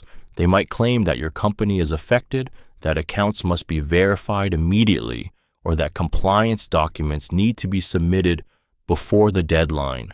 The timing is precise. They strike when fear is high and focus is low. You're not just reacting to their message, you're reacting to the world around it. Emotionally, this tactic feeds on collective panic. When everyone is scrambling for answers, the manipulator doesn't need to sound perfect. They just need to sound urgent. Their message feels familiar because it mirrors your own worry. That's what makes it so powerful. It hides within truth. By the time skepticism flickers, the emotional current has already swept you forward. The breaking news they cited becomes their disguise, and the real crisis becomes the perfect cover. You think you're responding to the world, but in truth, the world is just their stage, and your fear is the script they've been waiting to play. Confidential deal story. The confidential deal story is one of the most emotionally charged deceptions in social engineering, built to seduce its target with secrecy, power, and exclusivity. It begins innocently, an email, a call, a message hinting at a lucrative or sensitive opportunity. The manipulator speaks in hushed tones, using phrases like, "This is strictly confidential," or "Only a few people know about this." That whisper of secrecy is the hook. It triggers the primal urge to feel trusted, to be part of something special, to hold privileged knowledge. This trick thrives on ego and curiosity. The manipulator flatters you subtly, suggesting that you're chosen because you're capable, discreet, or uniquely positioned. They build tension with phrases like, "We can't risk this leaking," or "The deal depends on your discretion." The secrecy itself becomes intoxicating. Your compliance feels like loyalty, your silence like power. But behind the illusion of importance lies a con. Every hidden step isolates you further from verification, cutting you off from colleagues or supervisors who could expose the lie.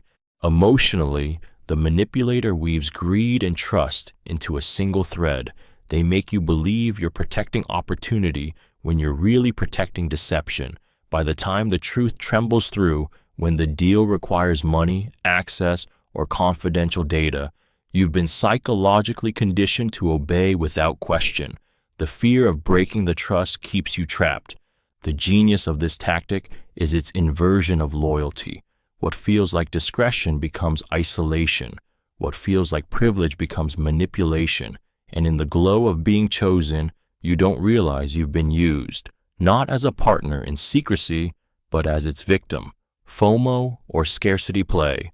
The FOMO, or scarcity play trick, is one of the most emotionally charged manipulations in social engineering, a calculated strike at the human fear of missing out. It doesn't threaten you, it tempts you. It whispers that opportunity is slipping through your fingers, that if you don't act now, you'll be left behind. The manipulator crafts urgency coded in allure. Only 3 spots left, final approval window closing, or exclusive deal for select employees. Each word is designed to ignite anxiety and desire at the same time. It feels less like pressure and more like possibility, and that's why it works so flawlessly. This tactic hijacks your brain's reward system. When you sense scarcity, dopamine spikes, narrowing focus and silencing doubt. The manipulator thrives in that tunnel vision, where emotion drowns reason. They build excitement, not suspicion, turning caution into curiosity and curiosity into compliance. The moment you start rationalizing, "I don't want to lose this chance," they've already won. The brilliance of this trick is that it doesn't demand, it seduces. It frames impulsivity as ambition, making you believe that quick action is smart action. It exploits your ego, your competitiveness, your hunger for inclusion. And because the pressure feels positive, you don't notice the trap until you're inside it. The danger lies in that fleeting, electric moment before the loss. You stop verifying, skip policy, and silence instinct, all for the promise of gain. The scarcity isn't real, it's theater.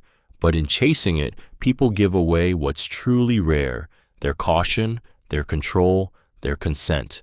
Need your login help offer.